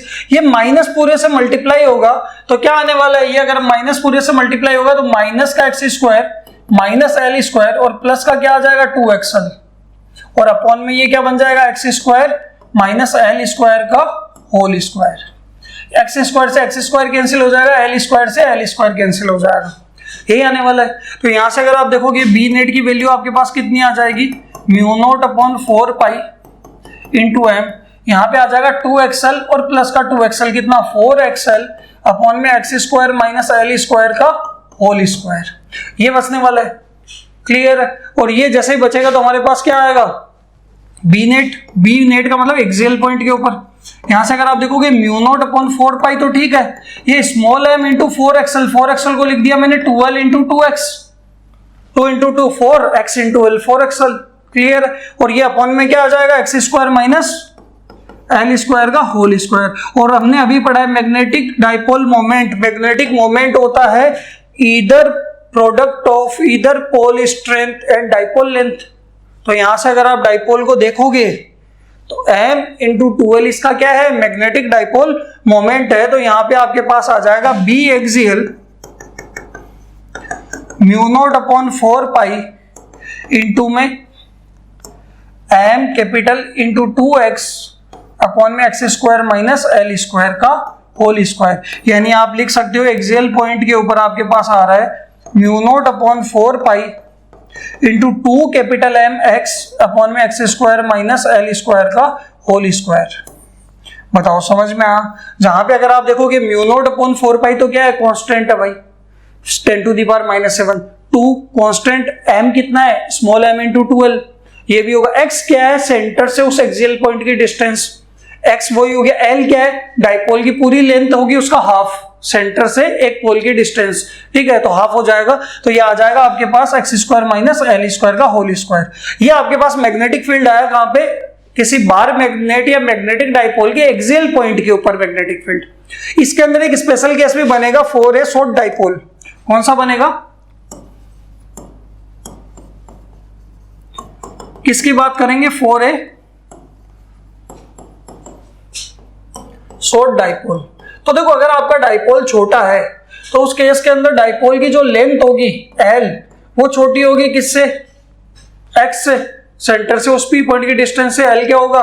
लेंथ छोटी होगी। और यहाँ पे अगर आप स्क्वायर करोगे तो क्या होगा? और ज्यादा छोटा आ जाएगा, और ज्यादा छोटा आ जाएगा एल स्क्वायर। तो एल स्क्वायर को क्या कर देंगे? नेग्लेक्ट कर देंगे। क्यों? क्योंकि एक्स स्क्वायर में से बहुत छोटी वैल्यू माइनस भी करोगे तो कोई फर्क नहीं पड़ने वाला। आया समझ में? तो यहां से अगर आप देखोगे बी एक्सियल कितना बन जाएगा? शॉर्ट डाइपोल के लिए बन जाएगा आपके पास mu naught upon 4 pi into 2m x upon में X square minus L square की जगह क्या लिखेंगे? 0। क्यों? क्योंकि देखो एक्स स्क्वायर तो बहुत बड़ा है। मान लो एक्स की वैल्यू थी 10 मीटर और एल की वैल्यू थी 1 सेंटीमीटर या फिर 1 सेंटीमीटर या फिर 10 सेंटीमीटर, इतना डिफरेंस है। अगर मैं चाहूं तो इसको क्या लिखूंगा? 0.1 मीटर। अब एक्स स्क्वायर निकालूंगा तो 100 मीटर स्क्वायर आएगा और एल स्क्वायर निकालूंगा तो 0.01 मीटर स्क्वायर आएगा। तो 100 में से 0.01 माइनस भी करोगे तो कोई फर्क नहीं पड़ने वाला, यानी आप 100 ही लिख सकते हो। तो एल स्क्वायर को क्या कर देंगे? नेग्लेक्ट कर देंगे। आया समझ में? तो यहां से अगर हम नेग्लेक्ट करेंगे तो बी एक्सियल हमारे पास बन जाएगा, वो बन जाएगा म्यू नॉट अपॉन में 4 पाई 2m x अपॉन में एक्स स्क्वायर का स्क्वायर x की पावर 4 और एक x कैंसिल होगा, क्यूब बचेगा। तो बी एक्सियल हमारे पास आ जाएगा म्यू नॉट अपॉन 4 पाई मल्टीप्लाई के अंदर 2m बाई एक्स क्यूब। ये आपके पास क्या आया? मैग्नेटिक फील्ड आया शॉर्ट डाइपोल के लिए एक्सियल पॉइंट पे, बार मैग्नेट के एक्सियल पॉइंट पे या डाइपोल के एक्सियल पॉइंट पे। बताओ क्लियर है यहां तक? सेकंड हम बात करते हैं नेक्स्ट इक्वेटोरियल पॉइंट के ऊपर magnetic field. Magnetic field intensity due to a dipole on equatorial line. कि इसके अंदर भी हमने क्या किया? एक डाइपोल कंसीडर किया है, उस डाइपोल की पोल स्ट्रेंथ कितनी होगी? +m और स्मॉल m, और दोनों सेपरेटेड होंगे कितने डिस्टेंस से? 2l से। ठीक है। Consider a point P on the equatorial line of dipole. कि डाइपोल की जो इक्वेटोरियल लाइन होगी, सेंटर से परपेंडिकुलर लाइन होगी, उसके ऊपर एक पॉइंट P ले लेंगे जिसकी डिस्टेंस कितनी होगी? x। कहां से? सेंटर से। ठीक है। और वहां पे हमें क्या करना है? उस P पॉइंट पे नेट मैग्नेटिक फील्ड कैलकुलेट करना है डाइपोल की वजह से। आया समझ में? तो देखो इसका डायग्राम बनाते हैं। देखो डायग्राम कैसा बनेगा? मैंने कंसीडर कर लिया कि ये हमारे पास क्या है, मान लेते हैं एक मैग्नेटिक डाइपोल है इस तरीके से। ठीक है। मैग्नेटिक डाइपोल के अंदर इसके अंदर क्या होने वाला है? ये इसके 2 पोल होने वाले हैं और ये इसका क्या होने वाला है? सेंटर होने वाला है। क्लियर है? इसके सेंटर से जो परपेंडिकुलर लाइन होगी वो कौन सी होगी? इक्वेटोरियल लाइन होगी। देखो सही बनी है परपेंडिकुलर, ये इक्वेटोरियल लाइन होगी। ठीक है। अगर आप देखोगे कि डाइपोल के अंदर ये आपके पास मान लेते हैं +m नॉर्थ पोल और ये क्या मान लेते हैं? -m, और लेंथ कितनी होने वाली है? पूरी 2l। कोई दिक्कत? ये पॉइंट एक पॉइंट ये, डन। अगर आप देखोगे ये सेंटर O है, ये पॉइंट A है और ये पॉइंट क्या मान लिया? B। तो ये डिस्टेंस कितनी होगी? ये भी आपकी L होगी और ये भी कितनी होने वाली है? L ही होने वाली है। कोई दिक्कत यहां तक? अब देखो इस P पॉइंट के ऊपर, यहां पे आपने P पॉइंट कंसीडर किया, इस P पॉइंट की डिस्टेंस कितनी होगी? सेंटर से O से x। अगर आप देखोगे इस P पॉइंट के ऊपर एक तो +m क्या कर रहा होगा? मैग्नेटिक फील्ड लगा रहा होगा, एक -m लगा रहा होगा। दोनों से AP और BP निकाल लेते हैं। सबसे पहले तो डिस्टेंस निकाल लेते हैं। तो मैंने देखा कि यहां पे अगर आप देखोगे ये डिस्टेंस होगी A से P और ये होगी B से P। कैसे निकालेंगे? तो हमें देखो AO पता है x, L, आपको O से P पता है x, यानी आपके पास ट्राइंगल की 2 साइड पता है। तो ये कितना आ जाएगा? ये हमारे पास आ जाएगा रूट के अंदर x square plus l square hypotenuse, ये भी रूट में x square plus l square. आया समझ में? यानी हमने क्या डाइपोल लिया, डाइपोल के सेंटर से परपेंडिकुलर लाइन बनाई, इक्वेटोरियल उसके ऊपर एक पॉइंट ले लिया, इक्वेटोरियल लाइन के ऊपर डिस्टेंस कितनी होगी? उसके सेंटर से x, यानी ये डिस्टेंस आपके पास कितनी है? ये आपके पास x है। आया समझ में? ठीक है। यहां से अगर आप देखोगे +m से उस P पॉइंट की डिस्टेंस निकाल ली, -m से P पॉइंट की डिस्टेंस निकाल ली। +m से इंटेंसिटी क्या आएगी? Magnetic field Km upon distance का स्क्वायर, डिस्टेंस कितना है? रूट में x square plus l square. -m से भी कितनी आएगी? Km अपॉन x स्क्वायर, x रूट में x square plus l square का होल स्क्वायर हो जाएगा। क्लियर है? यहां से अगर आप देखोगे B1 B2 निकाल लेते हैं, फिर दोनों का क्या निकालेंगे? वेक्टर सम करेंगे। पहले डायरेक्शन की बात करते हैं। तो देखो सबसे पहले अगर आप देखोगे प्लस एम, यहाँ पे मैंने एम नोट मान लिया पी पॉइंट पे, तो प्लस एम एम नोट को रिपेल करेगा तो इधर जाएगा B1, और माइनस एम एम नोट को क्या करेगा, अट्रैक्ट करेगा, तो इधर की तरफ क्या जाएगा आपके पास B2। क्लियर है, इधर की तरफ आपके पास क्या जाने वाला है B1 और इधर की तरफ क्या जाने वाला है B2। तो इस P पॉइंट पे दो मैग्नेटिक फील्ड लग रहे हैं, तो रिजल्टेंट कहाँ आएगा, बीच में, कोई दिक्कत। और यहां से अगर आप दो ट्राइंगल बन रहे, देखो AOP और BOP दोनों ट्राइंगल देखोगे तो दोनों ट्राइंगल क्या है, कॉन्ग्रुएंट है। इसका मतलब हर एक साइड और हर एक एंगल इनका क्या इक्वल है। तो यहां से अगर आप देखो ये 90 है, ये 90 है, तो अगर ये थीटा है तो ये भी कितना होगा, थीटा होगा। क्लियर है, तो यहां से अगर ये थीटा है तो ये भी क्या होगा, थीटा होगा, और ये थीटा है तो ये भी क्या होगा, थीटा होगा। फिर क्या करेंगे, B1 और B2 का वेक्टर सम करेंगे। तो सबसे पहले तो B1 और B2 की क्या निकालते हैं, वैल्यू निकालते हैं। सबसे पहले B1 की वैल्यू बात करते हैं। Magnetic field intensity due to plus m 8.P। तो देखो सिंपल सी कहानी है, B1 क्या होगा, म्यू नॉट अपॉन 4 मतलब K M, और डिस्टेंस कितनी है, KM/r² होता है, और r कितना है, रूट में x² प्लस L² का होल स्क्वायर, KM/r²। कि इस प्लस एम से इतने डिस्टेंस दूर इस पॉइंट पे मैग्नेटिक फील्ड कितना लग रहा है, B1 लग रहा है, ये B2 आया समझ में। तो B1 की वैल्यू हमने यहाँ पे P पॉइंट के ऊपर निकाल ली इधर की तरफ। यही अगर आप देखोगे डायरेक्शन की बात करेंगे तो A और P के बीच की बात है, और A से किधर जा रहा है भाई, P की तरफ जा रहा है। ये P पॉइंट A से किधर जा रहा है, P की तरफ जा रहा है, तो डायरेक्शन क्या होगी, along A to P। Equation number 1। अब क्या निकालेंगे, माइनस एम की वजह से magnetic field intensity due to minus m 8 कहां पे, पॉइंट P। माइनस एम की वजह से बात करेंगे तो कितना होगा, के एम अपॉन डिस्टेंस, क्योंकि माइनस से तो आपने डायरेक्शन बता दी ना, P से B की तरफ जा रहा है, तो यहां पे B2 भी कितना आएगा, सेम ही आएगा, म्यू नॉट अपॉन 4 एम, और अपॉन में रूट में x² प्लस L² का होल स्क्वायर, x² का होल स्क्वायर। आया समझ में। इक्वेशन नंबर 2, और डायरेक्शन क्या होगी, अलोंग। तो देखो B और P के बीच की बात है, और P से किधर जा रहा है, B की तरफ जा रहा है। फिर हमने क्या किया, एंगल बना लिया। अब दोनों को क्या करेंगे, B1 और B2। देखो देखने में पता लग रहा है इक्वेशन 1 और 2 से B1 B2 क्या इक्वल है, तो यहां पे लिख देते हैं from equation 1 and 2। From equation 1 and 2 आपको क्या पता लग रहा है, B1 और B2 दोनों की वैल्यू इक्वल है, और इक्वल है तो कितनी है इक्वल, ये है mu naught upon 4 m upon, और देखो अगर आप स्क्वायर करोगे तो ये स्क्वायर रूट तो हट जाएगा, तो आपके पास कितना आ जाएगा, सिंपल x² प्लस L²। इसको मान लेते हैं इक्वेशन नंबर कितनी, 3। अब हम करेंगे क्या, हमें B1 पता लग गया, B2 पता लग गया, अब हमें नेट मैग्नेटिक फील्ड निकालना है। तो या तो देखो B1 और B2 के बीच में एंगल कितना होगा, थीटा प्लस थीटा 2 थीटा। आप सीधा क्या कर लो, वेक्टर सम का फॉर्मूला लगा लो। आया समझ में, क्या फॉर्मूला होता है, रिजल्टेंट का, दो वेक्टर्स का वेक्टर सम करते हैं तो रिजल्टेंट आता है रूट में A² plus B² plus 2AB cos theta. यहाँ पे कितना हो जाएगा आपके पास, B1 का स्क्वायर रूट के अंदर B1 का स्क्वायर प्लस B2 का स्क्वायर प्लस 2B1 B2 कोस, और थीटा की वैल्यू कितनी हो जाएगी, 2 थीटा। फिर आपको किसका फॉर्मूला लगाना है, कोस 2 थीटा का फॉर्मूला लगाना है। आया समझ में। तो यहां से अगर आप देखोगे,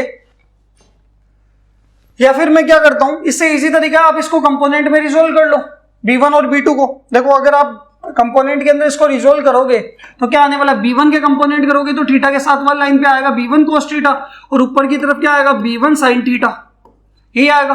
B2 के कंपोनेंट करोगे तो थीटा के साथ वाली लाइन पे आएगा B2 cos थीटा, और नीचे की तरफ क्या आएगा, B2 sin थीटा।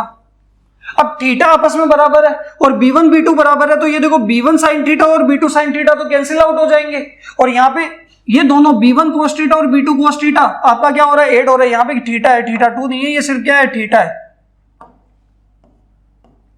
ठीक है, तो ये B1 cos थीटा और B2 cos थीटा ऐड हो जाएंगे, तो आपके पास इधर क्या आ जाएगा, B नेट आ जाएगा। आया समझ में।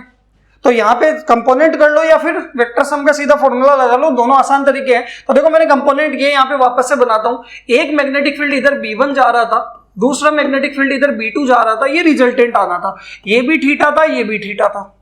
अगर आप इनके कंपोनेंट करोगे तो B1 के थीटा के साथ वाली लाइन पे तो आएगा B1 cos थीटा, और ऊपर की तरफ जाएगा B1 sin थीटा। B2 के कंपोनेंट करोगे तो इधर आएगा B2 cos थीटा और नीचे की तरफ क्या आएगा B2 sin थीटा, यही आने वाला है। ये पॉइंट कौन सा P, यही। तो हमने क्या किया, we resolve B1 and B2 in their components, then B1 cos theta, then B1 sin theta and B2 sin theta will cancel out each other.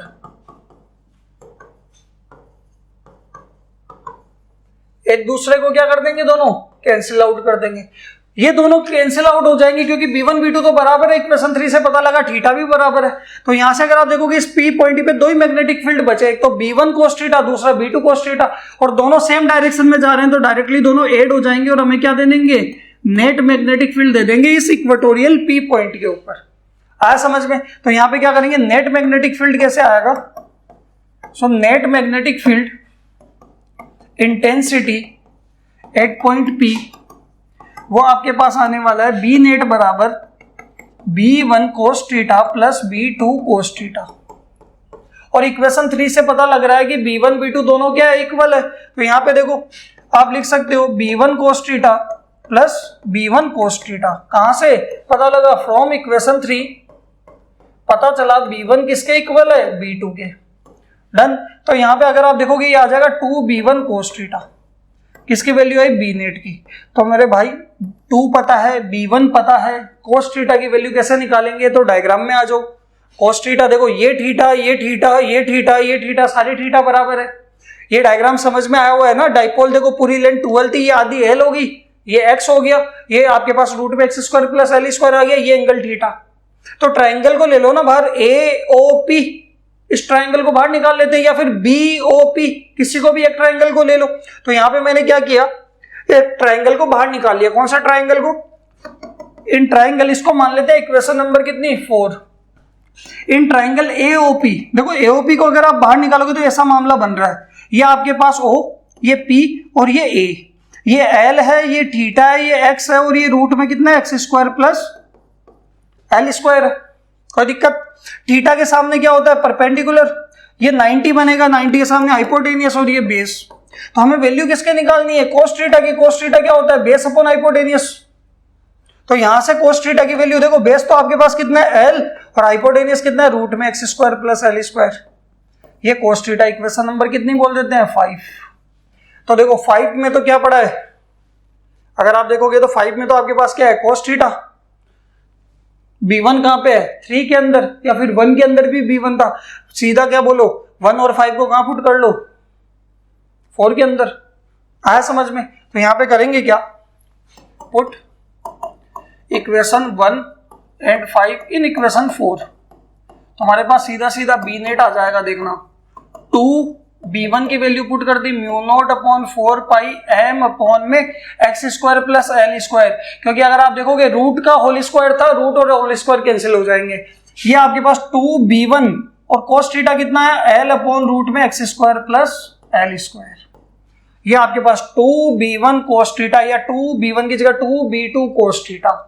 आया समझ में?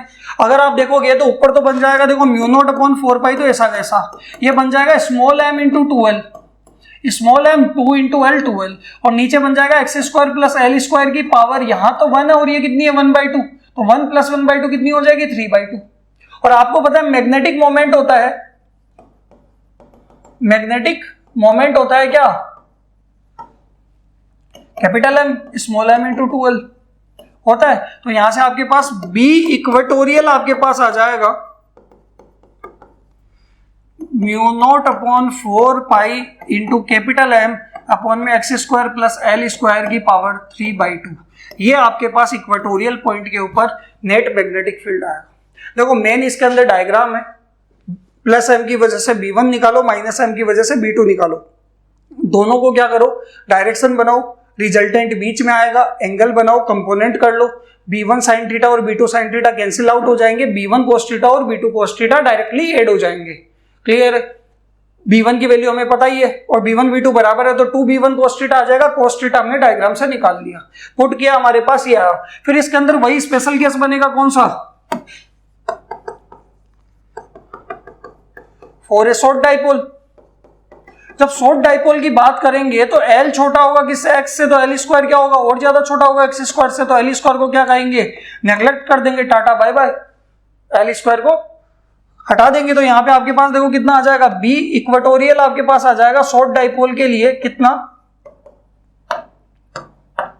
ये आएगा देखना म्यू नॉट अपॉन 4 पाई, तो ऐसा का ऐसा, ठीक है, m ऐसा का ऐसा, m क्या है, कैपिटल M है, magnetic dipole moment, x square plus 0, x square की पावर 3/2, एक्स स्क्वायर प्लस 0 की पावर 3/2, तो एक्स स्क्वायर की पावर 3/2, तो पावर की पावर मल्टीप्लाई होती है तो 2 से तो 2 कैंसिल हो जाएगा, एक्स क्यूब बच जाएगा। यानी ये हमारे पास कितना आ जाएगा, mu naught upon 4 pi capital M by x cube. ये क्या, बी इक्वेटोरियल आ गया। आया समझ में, ये लॉन्ग डाइपोल के लिए, ये शॉर्ट डाइपोल के लिए, शॉर्ट बार मैग्नेट भी बोल सकते हो। आया समझ में, ये हमारे पास क्या आएगा, इक्वेटोरियल पॉइंट पे। फिर हम देखो एक शॉर्ट डाइपोल के लिए हम क्या करते हैं, एक रिलेशन निकालते हैं एक्सियल और इक्वेटोरियल पॉइंट के अंदर। तो यहां पे देखो आप नोट करके डायरेक्ट भी याद रख सकते हो, for a short dipole, short magnetic dipole की बात हो रही है, या शॉर्ट बार मैग्नेट भी बोल सकते हो, डाइपोल की जगह क्या बोल सकते हो, बार मैग्नेट। बट ये शॉर्ट के लिए, लॉन्ग के लिए नहीं होने वाला। तो अगर आप देखोगे, आपको पता लगा बी एक्सियल, एक्सियल पॉइंट के ऊपर कितना आया, मैग्नेटिक फील्ड आया आपके पास, वह mu naught upon 4 pi 2m by x cube. X क्या है, सेंटर से उस एक्सियल पॉइंट की डिस्टेंस। यही अगर आप देखोगे बी इक्वेटोरियल, इक्वेटोरियल पॉइंट के ऊपर, बट आपकी मैग्नेट या फिर डाइपोल क्या रहना चाहिए, सेम रहना चाहिए। सेम डिस्टेंस x लोगे तो कितना आएगा, mu naught upon 4 pi m by x cube. Equation 1, equation 2, तो यहां से दोनों से क्या लिख सकते हो कि जो एक्सियल पे क्या है, इक्वेटोरियल का डबल आ रहा है। भाई यहां पे 2 को छोड़ दो, बाकी तो एज इट इज है। तो फ्रॉम इक्वेशन 1 एंड 2 आप लिख सकते हो B axial is equal to 2 times of B equatorial. यानी आप B axial upon B equatorial, यानी एक्सियल और इक्वेटोरियल का क्या निकालोगे, रेशियो निकालोगे तो कितना आएगा, 2:1 आएगा। बताओ, क्लियर है। बट कंडीशन क्या है भाई, एक तो मैग्नेट सेम होनी चाहिए। भाई मैग्नेट सेम का मतलब है ये नॉर्थ है, ये साउथ है, ये प्लस एम है, ये माइनस एम है, इसके सेंटर से एक्स डिस्टेंस दूर बी एक्सियल आएगा, और वही सेम एक्स डिस्टेंस दूर यहां पे क्या आएगा, बी इक्वेटोरियल आएगा। और किसके लिए, शॉर्ट के लिए। तो दोनों का रेशियो मतलब एक्स की वैल्यू सेम होनी चाहिए, डाइपोल एम भी सेम रहना चाहिए। सेम मैग्नेट के लिए सेम पॉइंट, सेम डिस्टेंस दूर एक्सियल और इक्वेटोरियल। कि मान लो मैंने कहा इसके सेंटर से 10 सेंटीमीटर या 10 मीटर दूर एक्सिस पे और एक्सियल पॉइंट पे, और 10 मीटर दूर इक्वेटोरियल पे मैग्नेटिक फील्ड निकालो। तो एक निकाल लो, इक्वेटोरियल निकाल लोगे डबल कर देना एक्सियल आ जाएगा, या एक्सियल निकाल लोगे तो हाफ कर देना इक्वेटोरियल आ जाएगा। आया समझ में, क्लियर है। और इसके अंदर एक और चीज आती है कि नेट मैग्नेटिक फील्ड और मैग्नेटिक मोमेंट के बीच में एंगल कितना होगा, इक्वेटोरियल और एक्सियल दोनों के लिए पूछा जाता है। तो इसमें देखो सबसे पहले नेट मैग्नेटिक फील्ड इधर जा रहा है, बी नेट, मैग्नेटिक मोमेंट किधर जा रहा है, ये माइनस एम। माइनस एम का मतलब ये साउथ है और ये नॉर्थ है, तो माइनस एम से प्लस एम, यानी इधर की तरफ एम जा रहा है, तो एंगल कितना आएगा, 180 डिग्री। मैग्नेटिक मोमेंट और नेट मैग्नेटिक फील्ड के बीच में एंगल कितना होगा, 180 डिग्री होगा। किसके लिए, इक्वेटोरियल पॉइंट के लिए। आया समझ में। अगर आप इधर साउथ ले लोगे, इधर नॉर्थ ले लोगे, तो नेट इधर आएगा, तो मैग्नेटिक इधर चला जाएगा, डाइपोल मोमेंट। आया समझ में। एंगल कितना आएगा, 180। यही अगर मैं एक्सियल में बात करूं, देखो डायग्राम पे आओ, आपके पास नेट मैग्नेटिक फील्ड किधर होगा भाई, कौन बड़ा था, B2 बड़ा था, तो B2 की डायरेक्शन में आपका नेट मैग्नेटिक फील्ड जाएगा, यानी इधर की तरफ क्या जा रहा है, बी नेट जा रहा है, यानी नेट मैग्नेटिक फील्ड इधर जा रहा है, net B net. Magnetic dipole moment देखो साउथ टू नॉर्थ, यानी मैग्नेटिक डाइपोल मोमेंट भी इधर ही जा रहा है, दोनों के बीच में एंगल कितना होगा, 0 डिग्री। आया समझ में। ये ध्यान रखना, एमसीक्यू में पूछ लेते हैं बहुत बार, कोई दिक्कत यहां तक। नेक्स्ट हम बात करते हैं, हमारे पास अगला टॉपिक आने वाला है टॉर्क। तो नेक्स्ट हमारे पास है torque acting on a dipole in uniform magnetic field, कि हमारे पास एक यूनिफॉर्म मैग्नेटिक फील्ड है, उसके अंदर एक मैग्नेटिक डाइपोल जिनकी पोल स्ट्रेंथ क्या है प्लस एम और माइनस एम, लेंथ कितनी होगी 12 को मैग्नेटिक फील्ड के साथ थीटा एंगल पे प्लेस कर देंगे, तो उसके ऊपर फोर्स और टॉर्क कितना लगने वाला है उसकी वैल्यू हमें निकालनी है। तो देखो इसका डायग्राम बनाते हैं पहले। तो मान लो मैंने कहा ये मेरे पास यूनिफॉर्म मैग्नेटिक फील्ड है, लाइन सीधी बन रही है, ये देखो यूनिफॉर्म मैग्नेटिक फील्ड है।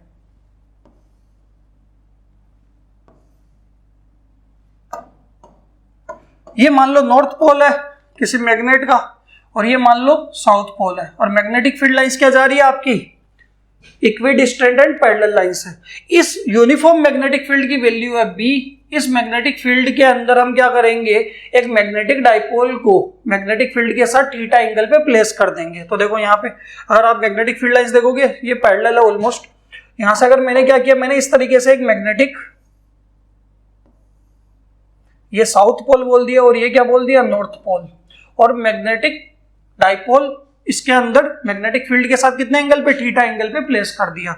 नाम दिया इसको ए बी, और लेंथ कितनी है इसकी पूरी 12। ये आपके पास क्या होगा माइनस एम और ये क्या होगा प्लस एम। कोई दिक्कत यहां तक? सबसे पहले होगा क्या, इसके ऊपर फोर्स लगने वाला है, किस पे, इस माइनस एम को, यानी साउथ को नॉर्थ अपनी तरफ अट्रैक्ट करेगा तो इधर की तरफ फोर्स लगेगा F1, और इसको प्लस एम को साउथ यानी नॉर्थ को साउथ अट्रैक्ट करेगा तो इधर की तरफ क्या लगेगा F2। कौन लगा रहा है, यूनिफॉर्म मैग्नेटिक फील्ड। साउथ और नॉर्थ का मतलब क्या है, यूनिफॉर्म मैग्नेटिक फील्ड। तो यूनिफॉर्म मैग्नेटिक फील्ड क्या कर रहा है, प्लस एम पे भी फोर्स लगा रहा है और बी माइनस एम पे भी फोर्स लगा रहा है, और माइनस प्लस से हमने डायरेक्शन बता दी इनकी। F1 और F2 की वैल्यू निकालते हैं सबसे पहले। तो यानी क्या F1 क्या है, force acting on minus M in uniform magnetic field, या due to uniform magnetic field लिख लो, due to magnetic field. Clear है? तो F1 निकालेंगे। तो भाई फोर्स निकालेंगे कैसे, तो आपने एक फॉर्मूला पढ़ा था मैग्नेटिक फील्ड इंटेंसिटी का, फोर्स अपॉन पोल स्ट्रेंथ। तो अगर आपको पोल स्ट्रेंथ पता है, मैग्नेटिक फील्ड पता है, तो फोर्स कितना आएगा m इंटू बी। तो F1 कितना आएगा, तो पहले की पोल स्ट्रेंथ, तो देखो डायरेक्शन साइन तो लेना नहीं है क्योंकि साइन से तो आपने डायरेक्शन बता दी, पोल स्ट्रेंथ लेनी है कितनी m, मैग्नेटिक फील्ड कितना है यूनिफॉर्म है b, इक्वेशन 1। यहां पे लिख लेना यूनिफॉर्म ही होने वाला है मैग्नेटिक फील्ड। अगर मैं यहां पे बात करूं force acting on plus m due to uniform magnetic field, आया समझ में? तो F2 कितना आ जाएगा मेरे भाई, mb आएगा, क्योंकि पोल स्ट्रेंथ तो सेम है ना, बस साइन ही तो अपोजिट है। ठीक है, तो ये m और b। तो यहां से अगर आप देखोगे कि इस डाइपोल के ऊपर एक फोर्स लग रहा है इधर की तरफ, एक लग रहा है इधर की तरफ, दोनों फोर्स क्या है, इक्वल है और अपोजिट है। तो नेट फोर्स ऑन डाइपोल निकालेंगे, तो नेट फोर्स ऑन डाइपोल क्या होगा, F नेट बराबर F2 माइनस F1 करो, चाहे F1 माइनस F2 करो, MB माइनस MB, तो कितना आ रहा है 0, यानी फोर्स कितना आ रहा है, नेट फोर्स 0। किसके अंदर, यूनिफॉर्म मैग्नेटिक फील्ड के अंदर। बट अगर कई बार आपको वो थ्योरी में क्वेश्चन पूछते हैं, थ्योरेटिकल क्वेश्चन पूछते हैं कि अगर मैग्नेटिक फील्ड यूनिफॉर्म नहीं होता, नॉन यूनिफॉर्म मैग्नेटिक फील्ड होता तो क्या होता। तो भाई सिंपल सी कहानी है, अगर मैग्नेटिक फील्ड नॉन यूनिफॉर्म होता तो यहां पे लिख लेना नोट करके, in non uniform magnetic field. Non uniform का मतलब है कि इस जगह पे मैग्नेटिक फील्ड की वैल्यू कुछ और होगी, यहां मैग्नेटिक फील्ड की वैल्यू क्या होगी, कुछ और होगी। यानी अगर मैं यहां पे फोर्स निकालूंगा तो कितना आएगा, F1 आएगा मेरा m B1, मैग्नेटिक फील्ड अलग होगा। F2 मेरा कितना आएगा, m B2। तो नेट फोर्स निकालोगे तो बड़े में से छोटा माइनस होगा, बट दोनों इक्वल नहीं है तो फोर्स 0 नहीं होने वाला। आया समझ में कि भाई B1 B2 मैग्नेटिक फील्ड अलग अलग है तो क्या होगा, फोर्स की वैल्यू भी अलग अलग आएगी। तो बड़े में से छोटा माइनस होगा बट नेट फोर्स 0 नहीं आएगा, 0 फोर्स तो यूनिफॉर्म में ही आने वाला है। आया समझ में? तो यहां पे हम यूनिफॉर्म की बात कर रहे हैं, नेट फोर्स क्या है 0। अब एक चीज देखना कि आपके पास ये डाइपोल है, इसके ऊपर एक फोर्स इधर लग रहा है, एक फोर्स इधर लग रहा है, दोनों फोर्स इक्वल है, अपोजिट है और दो अलग अलग पॉइंट पे लग रहे हैं। मान लो ऐसे है कि इस पे नीचे लग रहा है 10 न्यूटन, इसके ऊपर की तरफ 10 न्यूटन, तो ये नीचे लेके जाएगा, ये ऊपर लेके जाएगा, तो ये क्या करेगा, रोटेट करेगा। भाई ये नीचे जा रहा है, ये कहां जा रहा है, ऊपर जा रहा है। तो इक्वल और अपोजिट किसी भी डाइपोल के ऊपर अलग अलग पॉइंट पे लगते हैं फोर्स, तो वो क्या करते हैं, उसको रोटेट कराते हैं, टॉर्क प्रोड्यूस करते हैं। तो यहां पे देखो लिखते हैं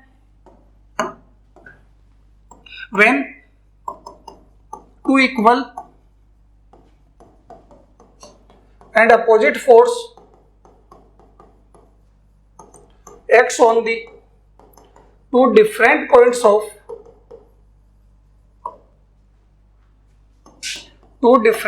of dipole, then it will rotate and torque will be produced। आया समझ में? और टॉर्क प्रोड्यूस होगा तो मेरे भाई टॉर्क का फॉर्मूला होता क्या है, टॉर्क को टाउ से लिखते हैं, वो प्रोडक्ट होता है किसका, ईदर फोर्स की, जो भी दो फोर्स इक्वल और अपोजिट फोर्स थे दोनों में से किसी भी एक फोर्स की वैल्यू, और मल्टीप्लाई में क्या आएगा, परपेंडिकुलर डिस्टेंस किसके, टू दी बोथ फोर्सेस। यानी अगर आप देखोगे कि दोनों में से कोई भी एक फोर्स चाहे F1 ले लो चाहे F2 ले लो, और दोनों के परपेंडिकुलर डिस्टेंस निकालेंगे, तो देखो डायग्राम में आओ, कैसे निकालेंगे परपेंडिकुलर, देखो F2 के परपेंडिकुलर डिस्टेंस ये आएगी, F1 के भी परपेंडिकुलर डिस्टेंस क्या आएगी, यहां आएगी, ये और ये दोनों बराबर होगी, यानी ये A है ये B है, इसको नाम दे देता हूं N। तो देखो Bn जो है F2 के भी परपेंडिकुलर है, और यहां पे परपेंडिकुलर जितनी डिस्टेंस आएगी वो और ये क्या आएगी, इक्वल आएगी, यानी आपकी Bn ही क्या होने वाली है, परपेंडिकुलर डिस्टेंस होने वाली है। और मेरे भाई ये थीटा है तो ये भी क्या हो जाएगा, फिर थीटा होगा। तो यहां पे सबसे पहले तो देखो परपेंडिकुलर डिस्टेंस कितनी आएगी, Bn, इक्वेशन नंबर 3। Bn कैसे निकालेंगे, तो ट्राइंगल को बाहर निकाल लो, कौन से को, ABN को, देखो ABN, AB की डिस्टेंस कितनी है 12 और ये N, Bn आपकी परपेंडिकुलर डिस्टेंस है। तो यहां से अगर आप देखोगे इस ट्राइंगल को बाहर निकालेंगे ABN, ये N ये B ये A ये एंगल थीटा और ये लेंथ कितनी है 12, तो थीटा के कंपोनेंट करेंगे तो ये तो क्या आएगा 12 cos थीटा और ये कितना आएगा 12 sin थीटा। ये कंपोनेंट नहीं करोगे तो ये 90 के सामने हाइपोटेनियस, थीटा के सामने परपेंडिकुलर, बचा क्या बेस। अब परपेंडिकुलर चाहिए, हाइपोटेनियस पता है, परपेंडिकुलर तो निकालना है Bn तो, और हाइपोटेनियस पता है तो क्या होता है sin थीटा होता है, परपेंडिकुलर अपॉन हाइपोटेनियस। तो sin थीटा कितना आएगा Bn/12। तो Bn की वैल्यू कितनी आ जाएगी मेरे भाई 12 sin थीटा, इक्वेशन नंबर 4। कोई दिक्कत, या फिर सीधा क्या करते हैं 12 के कंपोनेंट तो ये 12 cos थीटा और ऐसे आता 12 sin थीटा, ये और ये बराबर ही होता। क्लियर है। इक्वेशन 1 में F1 की वैल्यू है, 4 में Bn की वैल्यू पुट करेंगे तो यहां से हमारे पास क्या आ जाएगा, put equation 1 and 4 in equation 3, 1 and 4 को 3 में पुट करेंगे तो ये आ जाएगा आपके पास, देखना ये तो था स्मॉल m इंटू बी और ये कितना आएगा 12 sin थीटा, और स्मॉल m इंटू 12 क्या होता है, magnetic moment, magnetic dipole moment, capital M। तो टॉर्क आपके पास बन जाएगा capital M B sin theta, और थीटा किस किस के बीच में एंगल है, M और B के बीच में, where theta is the angle between capital M and B। आया समझ में। अगर वेक्टर फॉर्म में लिखना है तो क्या लिखोगे, M क्रॉस B, क्योंकि साइन थीटा में क्या आता है, क्रॉस आता है। अगर आप इधर देखोगे डायग्राम में एंगल, तो देखो साउथ टू नॉर्थ तो क्या जा रहा है आपका कैपिटल M, और ये क्या जा रहा है B, और दोनों के बीच में एंगल कितना आपका पूरा थीटा। क्लियर है। तो M और B के बीच में एंगल क्या है, थीटा। टॉर्क कितना लगेगा, फोर्स 0 लगेगा, और टॉर्क कितना लगने वाला है, MB sin थीटा। क्लियर है। अब इसके 3 स्पेशल केस आएंगे, या तो थीटा 0, थीटा 180 और थीटा कितना 90। तो इन तीनों केसेस की बात करते हैं। देखो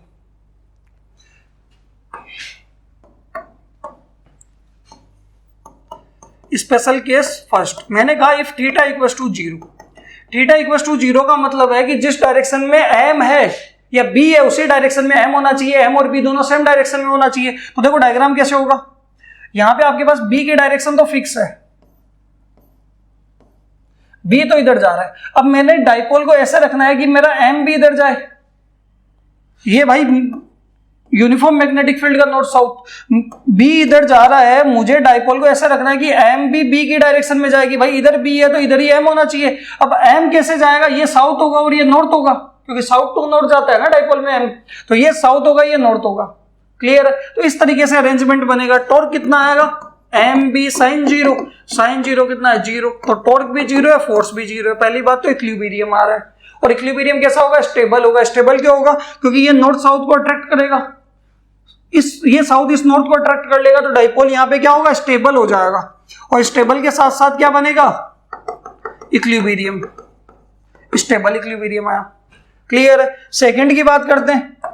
अगर मैंने यहां पे बोला केस 2, इफ थीटा कितना है 180, 180 का मतलब अगर बी इधर जा रहा है तो एम क्या जाना चाहिए, उल्टा जाना चाहिए, तभी तो एंगल दोनों के बीच में कितना आएगा, 180 आएगा। तो यहां से अगर आप देखोगे कि टॉर्क कितना आएगा, पहले तो M B sine 180, sine 180 is also zero, तो टॉर्क अगेन कितना आ रहा है, जीरो आ रहा है। डायग्राम बनाओगे इसका, ये बनेगा अनस्टेबल इक्विलिब्रियम। कैसे बनेगा बात करेंगे, अनस्टेबल इक्विलिब्रियम डायग्राम बनाओगे तो कैसा बनेगा, देखो मैग्नेटिक फील्ड तो फिक्स है नॉर्थ टू साउथ, बी तो इधर जा रहा है। अब आपको एम को इस तरीके से रखना है कि एम क्या है, अपोजिट है। एम अपोजिट मतलब आपका ये आपके पास डाइपोल है, एम इधर आना चाहिए, मतलब ये साउथ होगा और ये क्या होगा, नॉर्थ होगा। मतलब नॉर्थ के पास साउथ, साउथ के पास तो रिपेल करेंगे, तो डाइपोल आपका क्या होगा, अनस्टेबल हो जाएगा। और इक्विलिब्रियम में आ रहा है क्योंकि टॉर्क भी जीरो है, इक्विलिब्रियम का मतलब टॉर्क और फोर्स जीरो है। और तीसरा केस बनेगा case number 3, if theta equals to कितना होगा 90, तो टॉर्क कितना आएगा, एम बी साइन 90, और साइन 90 कितना होगा 1, तो टॉर्क आ जाएगा एम बी। एम बी का मतलब ये क्या होगा, मैक्सिमम टॉर्क होगा। आया, जब भी मैक्सिमम टॉर्क आए तो सीधा क्या लगेगा, एम बी। और इसका डायग्राम कैसे बनेगा, ये नॉर्थ है ये साउथ है, मैग्नेटिक फील्ड लाइंस कैसे जा रही है, नॉर्थ टू साउथ जा रही है, और इस तरीके से आपके पास क्या होगा, ये नॉर्थ और ये साउथ, सॉरी इसको उल्टा ले लेते हैं, ये साउथ और ये नॉर्थ। ऊपर की तरफ एम जा रहा है, राइट में बी जा रहा है, एंगल कितना आएगा एम और बी के बीच में। देखो भाई क्या लिखा मैंने, ये देखो ये साउथ है ये नॉर्थ है, तो एम तो ऊपर जा रहा है, बी इधर जा रहा है, तो एंगल कितना है दोनों के बीच में 90, मैक्सिमम टॉर्क। ये आपके पास टॉर्क। इलेक्ट्रिक फील्ड में भी सेम आया था, वहां आया था P E sine theta, electric dipole moment, electric field sine theta. यहाँ पे मैग्नेटिक डाइपोल मोमेंट है, मैग्नेटिक फील्ड है और साइन थीटा है।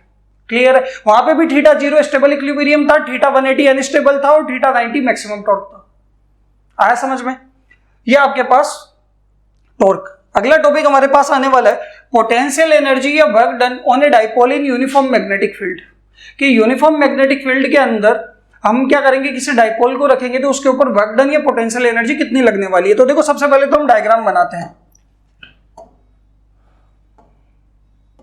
मैंने कहा कि मान लेते हैं ये यूनिफॉर्म मैग्नेटिक फील्ड है,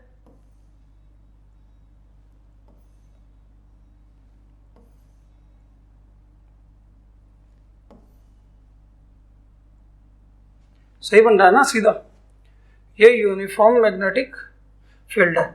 इस यूनिफॉर्म मैग्नेटिक फील्ड के अंदर मैंने कहा ये आपका नॉर्थ पोल है और ये आपका साउथ पोल है, कोई दिक्कत। इसके अंदर मान लो कि आपके पास एक मैग्नेटिक डाइपोल है, ये पहले आपके पास ये मैग्नेटिक डाइपोल है ए बी, ये साउथ है और ये क्या है, नॉर्थ है। इनिशियली कितने एंगल पे रखा हुआ है, थीटा 1 पे। अब मैं इसको रोटेट करा के कौन से एंगल पे लेके चला जाऊंगा, मैंने इसको रोटेट करवाया यहां से और मैं यहां ले आया ए डेस बी डेस पे, ये साउथ और ये नॉर्थ, कितने एंगल पे, थीटा 2 पे। तो थीटा 1 से थीटा 2 ये रोटेट हुआ तो कितना एनर्जी, कितना वर्क डन इसके ऊपर लगने वाला है, इसकी वैल्यू हमें निकालनी है। तो यहां से अगर आप देखोगे कि मैंने ये मान लिया कि छोटा सा डिस्प्लेसमेंट कितना होगा, डी थीटा, तो स्मॉल डिस्प्लेसमेंट में स्मॉल वर्क डन आएगा, और टोटल निकालने के लिए क्या करेंगे, इंटीग्रेट कर लेंगे। तो यहां पे मैंने कंसिडर कर लिया कि let D W be the small amount of work done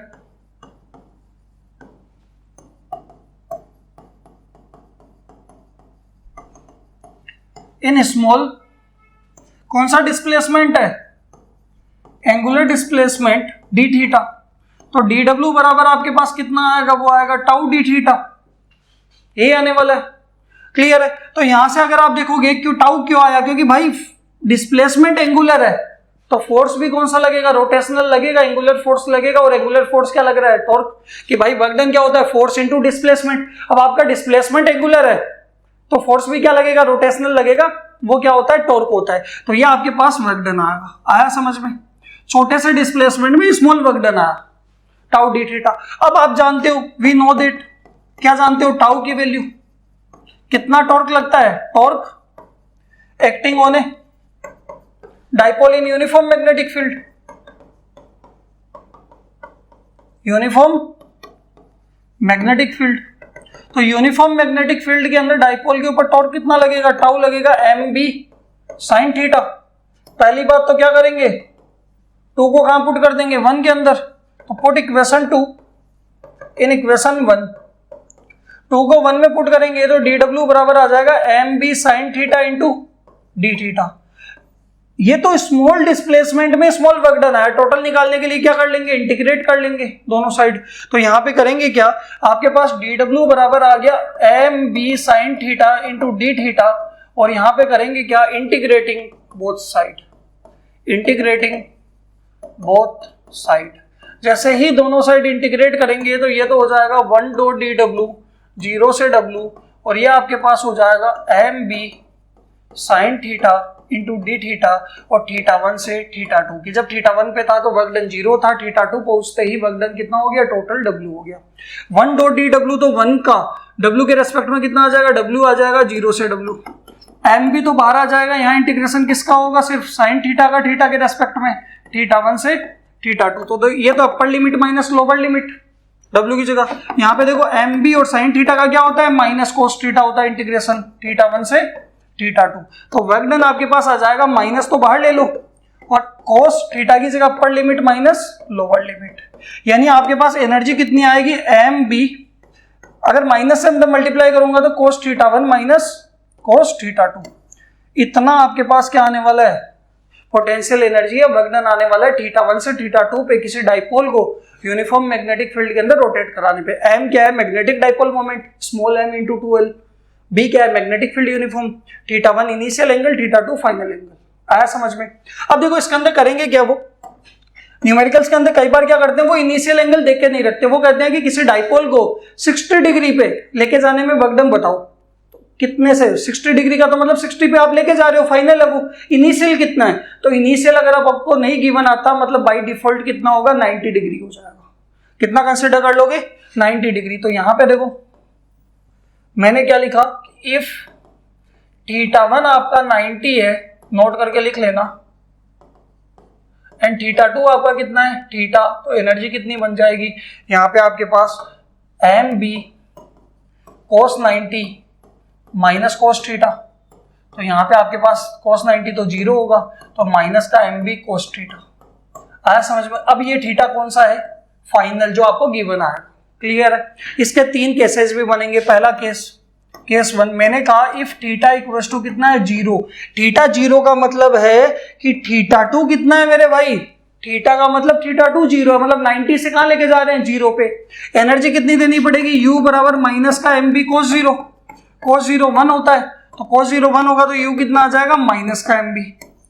यह आपका क्या होगा, मिनिमम एनर्जी होगी। और केस कौन सा बनेगा, स्टेबल इक्विलिब्रियम का बनेगा। अभी डायग्राम समझते हैं कौन सा बनेगा।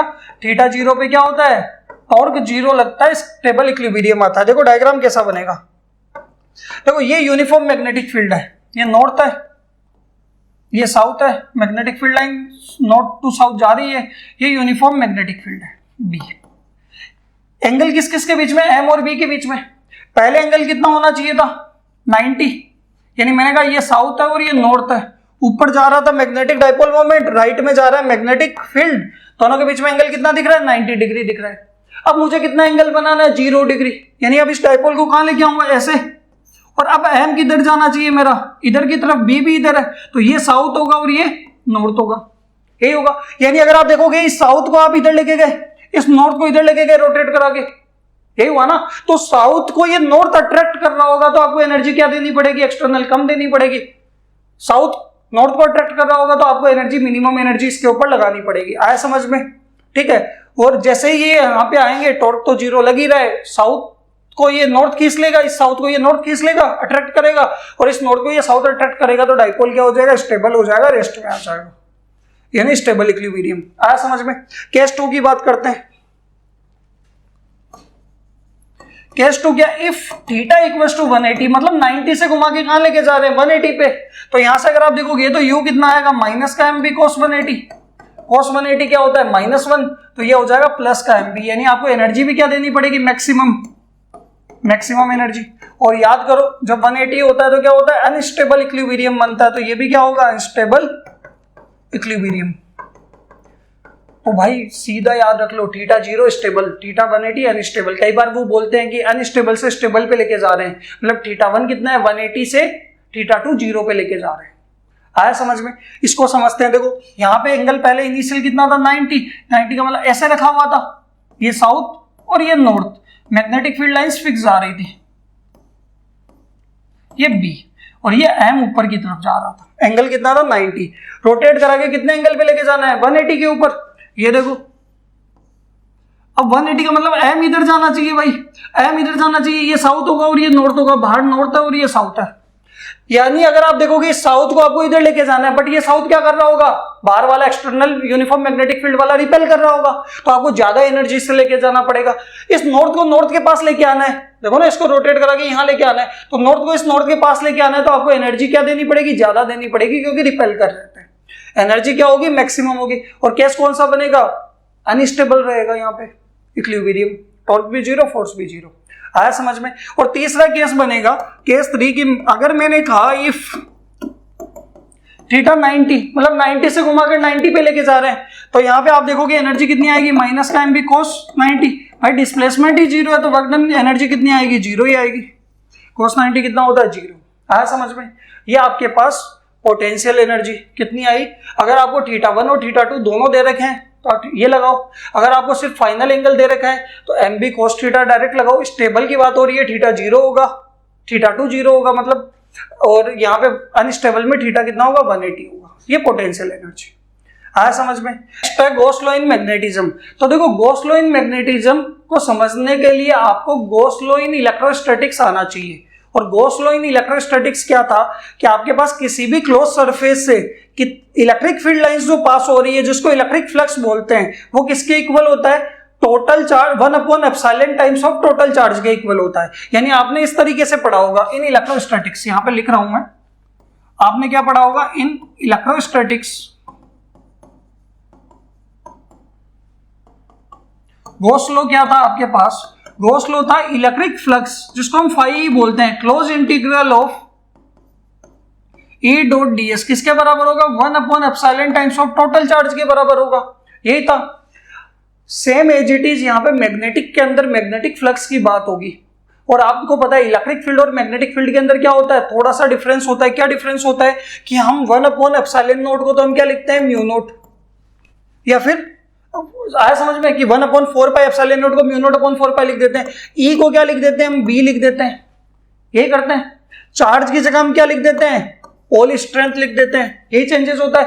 पी की जगह हम क्या लिखते हैं, कैपिटल एम लिखते हैं, इलेक्ट्रिक डाइपोल मोमेंट की जगह मैग्नेटिक डाइपोल मोमेंट, यही चेंजेस होते हैं। तो यहाँ पे अगर आप इन मैग्नेटोस्टैटिक्स में बात करोगे या मैग्नेटिज्म में बात करोगे तो भाई क्या चेंजेस आने वाला है, इलेक्ट्रिक फ्लक्स की जगह मैग्नेटिक फ्लक्स हो जाएगा फाई एम, ई की जगह आ जाएगा बी डॉट डी एस, और ये होगा 1/ε0 की जगह म्यू नोट, और टोटल चार्ज की जगह क्या आएगा, टोटल पोल स्ट्रेंथ। और टोटल पोल स्ट्रेंथ क्या होगी, यहां पे देखोगे तो यहां पे आएगी प्लस एम और माइनस एम। कितनी आएगी, प्लस एम और माइनस एम, और प्लस एम और माइनस एम कितनी हो जाएगी, 0। आया समझ में। इनका कहने का मतलब है कि भाई पोल स्ट्रेंथ हमेशा मोनोपोल एग्जिस्ट ही नहीं करता, किसी भी मैग्नेट के अंदर मोनोपोल एग्जिस्ट नहीं करेगा तो हमेशा टोटल पोल स्ट्रेंथ क्या आएगी, 0 आएगी।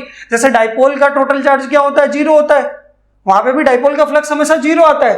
तो यहाँ पे तो मोनोपोल एग्जिस्ट ही नहीं करता, तो टोटल पोल स्ट्रेंथ हमेशा क्या होगी, 0 ही होगी। यानी मैग्नेटिक फ्लक्स हमेशा किसके इक्वल आएगा, 0 के इक्वल आएगा।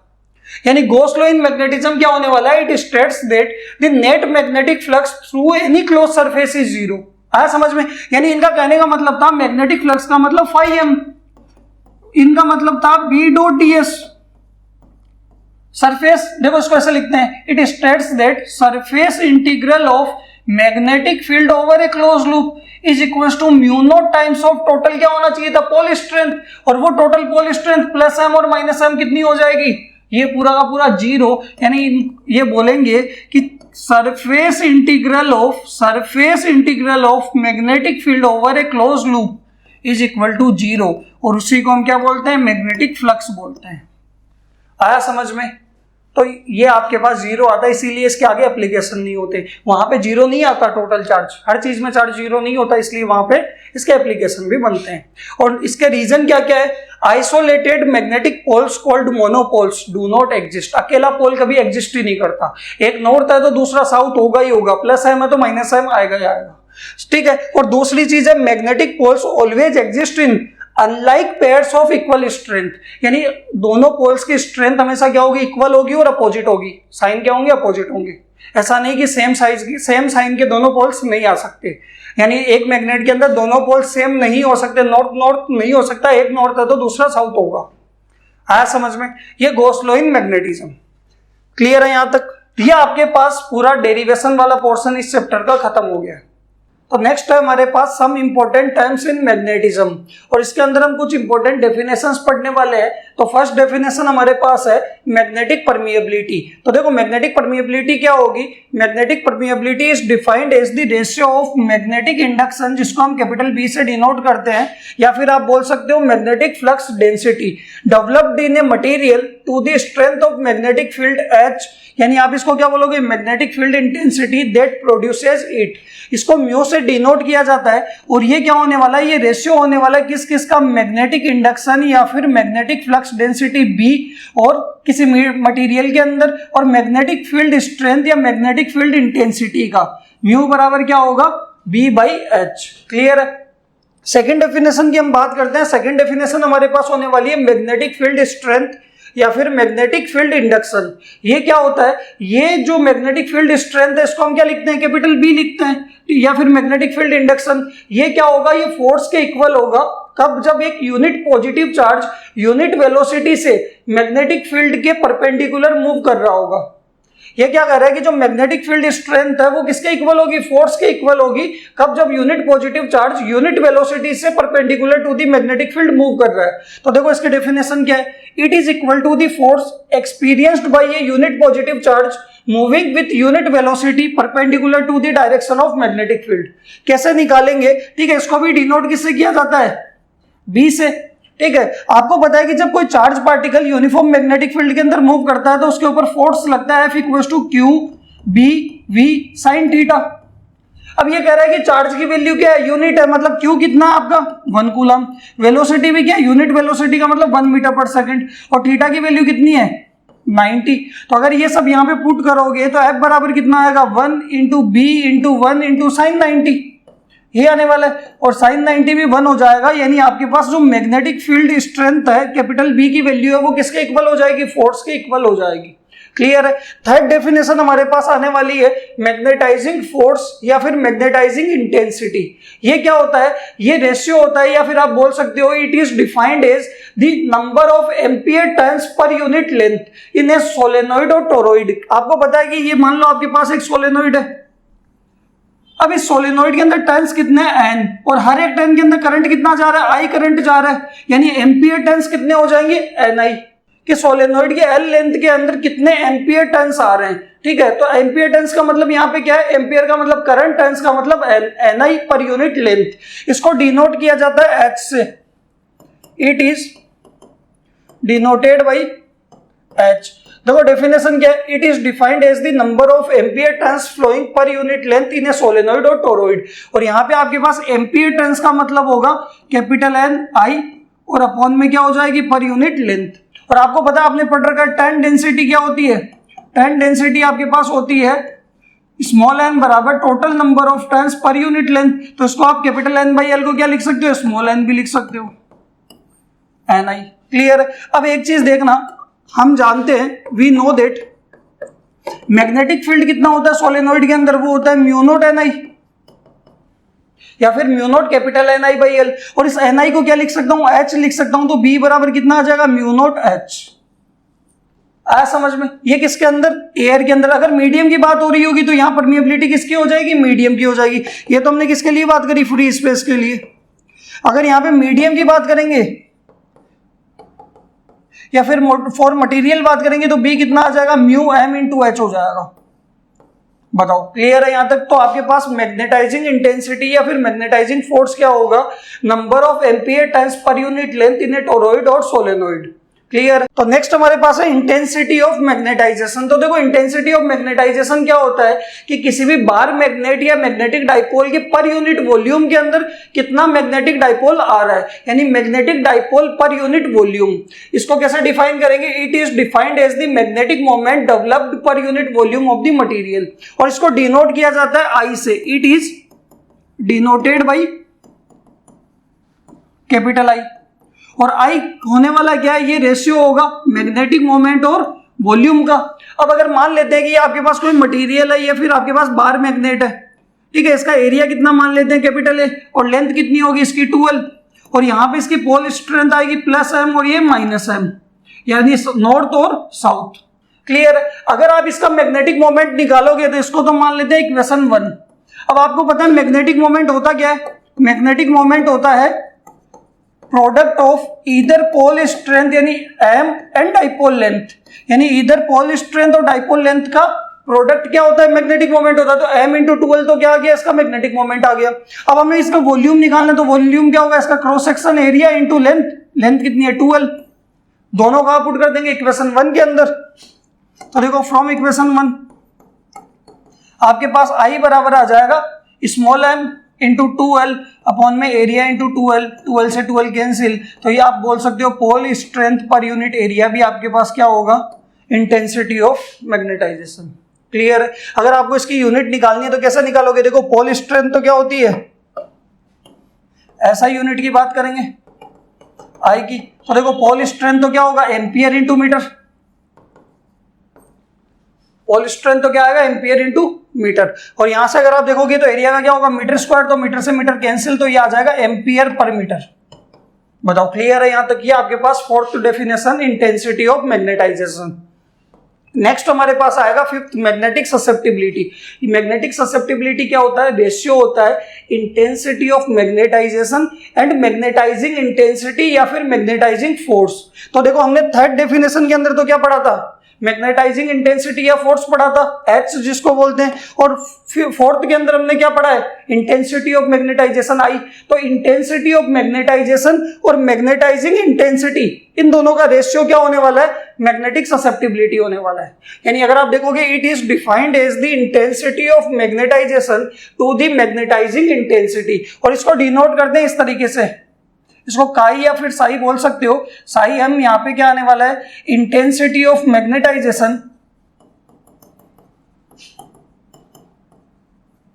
ये रेशियो होने वाला है इंटेंसिटी ऑफ मैग्नेटाइजेशन और मैग्नेटाइजिंग इंटेंसिटी का। बताओ समझ में आया? इंटेंसिटी ऑफ मैग्नेटाइजेशन तो आई होने वाला है और मैग्नेटाइजिंग इंटेंसिटी क्या होगा? एच, या मैग्नेटाइजिंग फोर्स।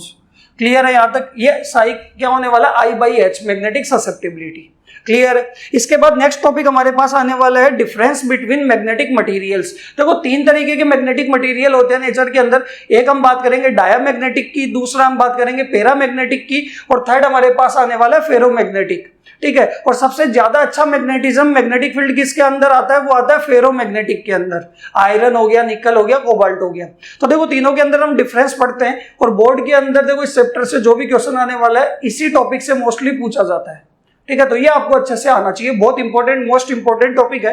तो देखो डिफरेंस क्या है? डायामैग्नेटिक वो सब्सटेंस होते हैं जिनको मैग्नेट क्या करती है? रिपेल करती है। पैरामैग्नेटिक को मैग्नेट क्या करेगी? अट्रैक्ट करेगी। और फेरो को क्या करेगी? मैग्नेट स्ट्रांगली अट्रैक्ट करने वाली है।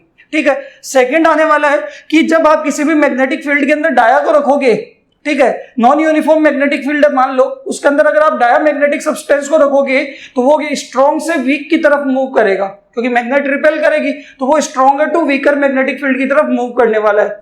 और जो आपका पैरामैग्नेटिक है वो वीक से स्ट्रॉन्ग मैग्नेटिक फील्ड की तरफ मूव करेगा, स्लोली मूव करेगा, धीरे धीरे। और ये भी क्या होने वाले हैं, वीक से स्ट्रॉन्ग की तरफ मूव करने वाले हैं, फेरोमैग्नेटिक भी, बट ये क्या करेंगे, रैपिडली मूव करेंगे, क्योंकि मैग्नेट इनको क्या करती है, स्ट्रांगली अट्रैक्ट करती है। इनको अट्रैक्ट करती है तो ये स्लोली मूव करेंगे, और इनको रिपेल करेंगे तो ये क्या होगा, स्ट्रॉन्गर से वीकर की तरफ मूव करेगा। थर्ड हमारे पास है कि this substance when placed in a magnetic field, कि जब इन डायमैग्नेटिक को मैग्नेटिक फील्ड के अंदर रखते हैं तो उनके अंदर जो मैग्नेटिज्म आता है वो मैग्नेटिक फील्ड के अपोजिट डायरेक्शन में आता है। ठीक है, इनके अंदर क्या होगा, मैग्नेटिज्म जो आएगा, मैग्नेटिक फील्ड में रखने की वजह से मैग्नेटिज्म आएगा, वो सेम डायरेक्शन के अंदर आएगा, और इसमें स्ट्रांगली क्या आने वाला है, सेम डायरेक्शन के अंदर आने वाला है। क्लियर। फोर्थ डिफरेंस की बात करते हैं कि अगर आपने कोई यू शेप की ट्यूब ली, मान लो आपने यू शेप की कोई ट्यूब ले ली और इस ट्यूब के अंदर आपने डायामैग्नेटिक का कोई लिक्विड सॉल्यूशन डाल दिया, ठीक है, और उस यू ट्यूब की एक आर्म को आपने क्या किया, स्ट्रॉन्ग मैग्नेटिक फील्ड के अंदर ले जाके रख दिया, या उसके एक आर्म पे आपने क्या किया, स्ट्रॉन्ग मैग्नेटिक फील्ड अप्लाई कर दिया। तो जिस साइड आपने, जिस आर्म पे आपने क्या किया, मैग्नेटिक फील्ड अप्लाई किया है, उस साइड से क्या होगा, उस डायामैग्नेटिक सॉल्यूशन का लेवल क्या हो जाएगा, कम हो जाएगा, लो हो जाएगा लेवल। क्यों? क्योंकि मैग्नेट क्या करेगी, उस डायामैग्नेटिक सॉल्यूशन को रिपेल करेगी। क्लियर है। तो ये आप पे यही बताया गया है कि when A diamagnetic solution is filled in A you tube and one arm is placed between the poles of strong magnet, the level of solution in that arm is lowered। यानी आपने किया क्या, यूट्यूब के अंदर diamagnetic का solution डाला और उसकी एक आर्म के ऊपर स्ट्रॉन्ग मैग्नेटिक फील्ड अप्लाई कर दिया, तो होगा क्या, उस आर्म के अंदर जो भी डायामैग्नेटिक का लेवल होगा उससे वो लेवल क्या हो जाएगा, कम हो जाएगा। इसके अंदर लेवल जो होगा, अगर आप पैरामैग्नेटिक का सॉल्यूशन डालते हो तो उसका लेवल क्या हो जाएगा, राइज कर जाएगा, क्योंकि मैग्नेट क्या करेगी, पैरामैग्नेटिक को अट्रैक्ट करेगी। और no liquid is ferromagnetic substance, यानी फेरोमैग्नेटिक का लिक्विड पॉसिबल नहीं है। ठीक है, नेक्स्ट हम बात करते हैं, फिफ्थ डिफरेंस हमारे पास आने वाला है, इनकी जो परमिएबिलिटी होने वाली है वो क्या होगी, लेस देन 1 होगी, कि म्यू जो आने वाला है वो क्या आने वाला है, 1 से कम आने वाला है। इनका जो परमिएबिलिटी होगा, ये कौन से है, पेरा का परमिएबिलिटी क्या होगा, 1 से स्लाइटली ग्रेटर होगा, और इनका क्या होने वाला है, बहुत ज्यादा ग्रेटर होने वाला है फेरोमैग्नेटिक का, 1 से परमिएबिलिटी। क्लियर है। अब बात करते हैं ससेप्टिबिलिटी की।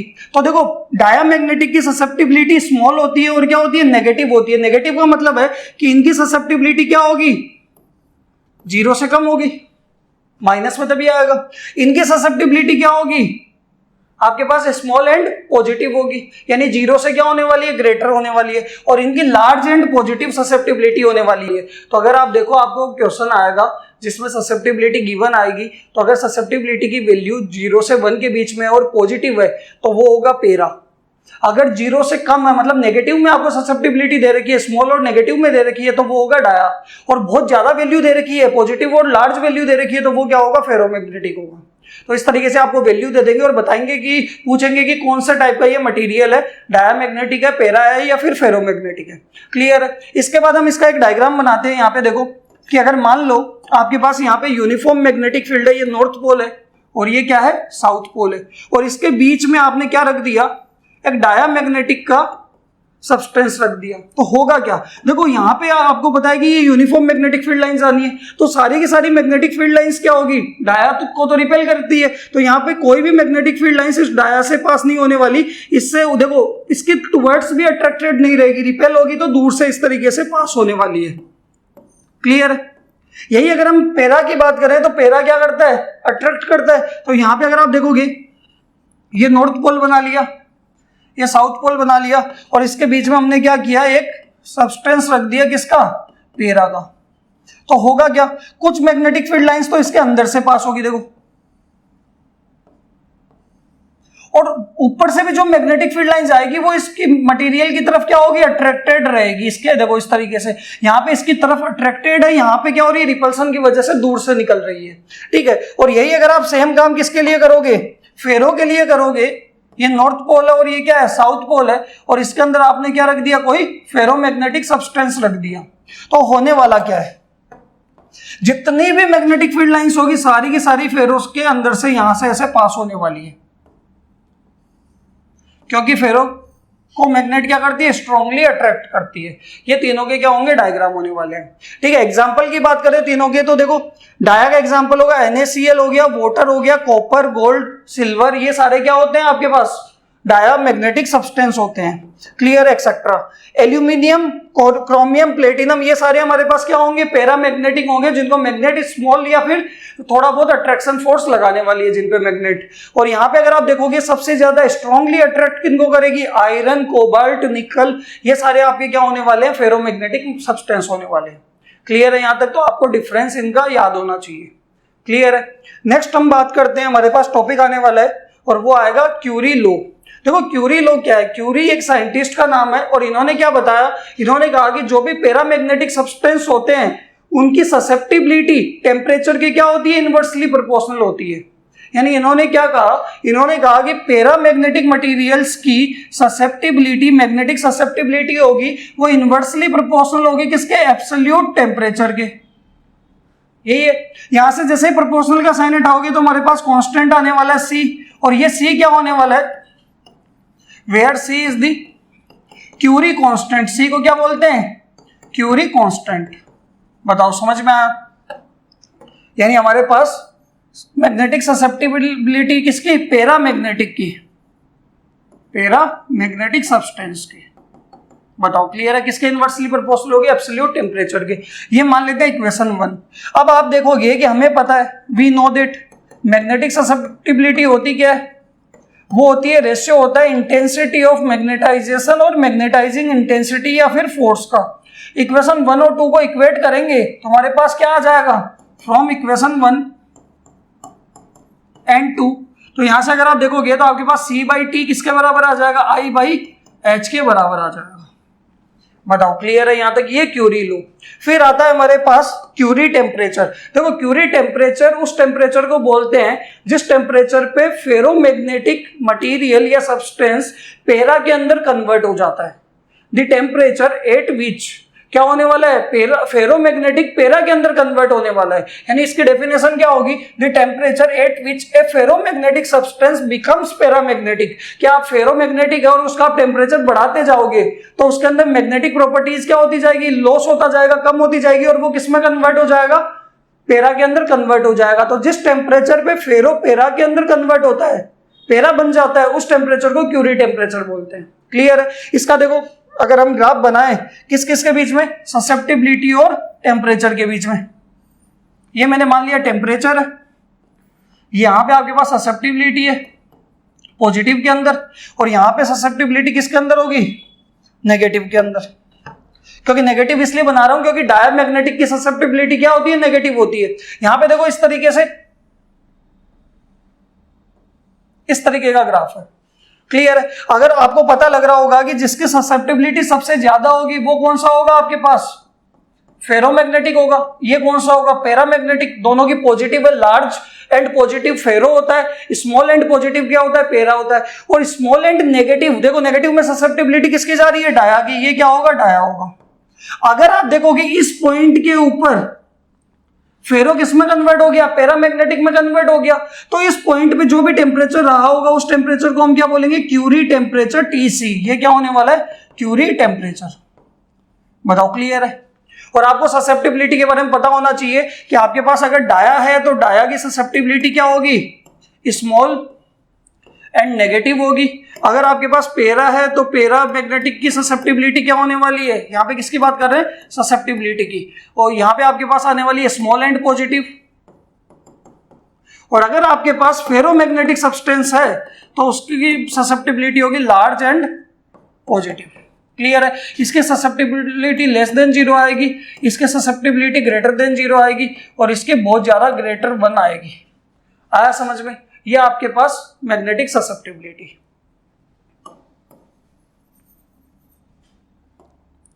क्लियर है यहां तक? तो ये आपके पास क्यूरी टेम्परेचर।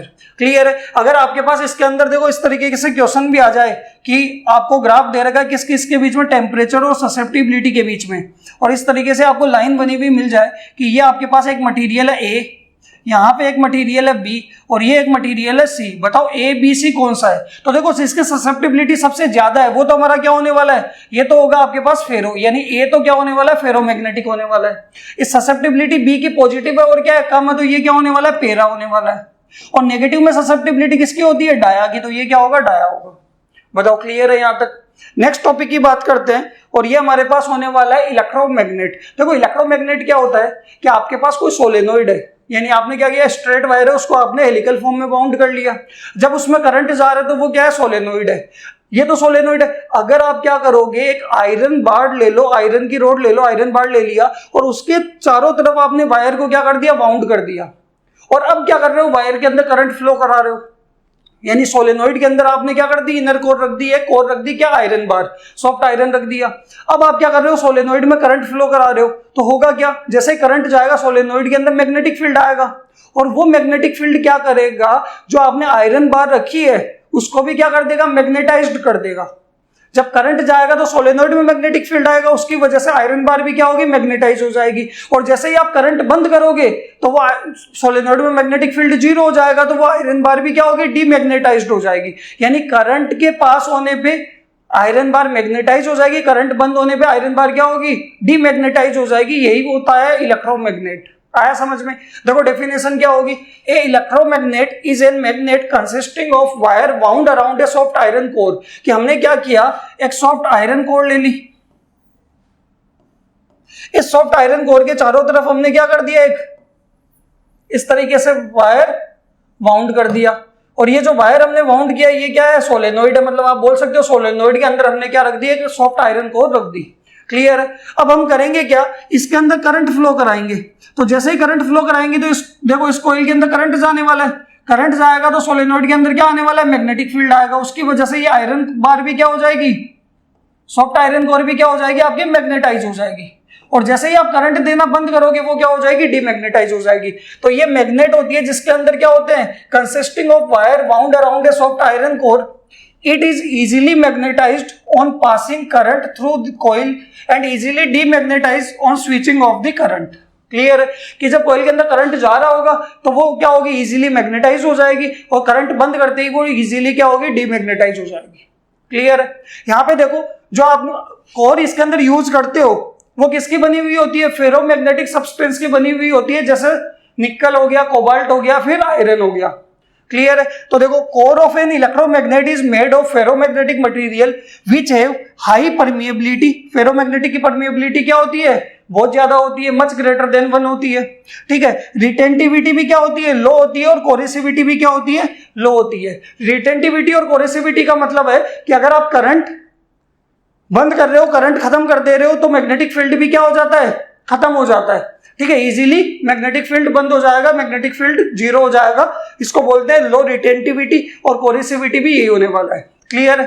तो यहां से अगर आप देखोगे soft iron is suitable for electromagnet, और इसका जो हमने वर्किंग लिखा हुआ है कि जब करंट पास होगा सोलेनोइड कोइल से, when current is pass through the solenoid coil the iron bar is magnetized under the influence of a strong magnetic field produce inside the solenoid.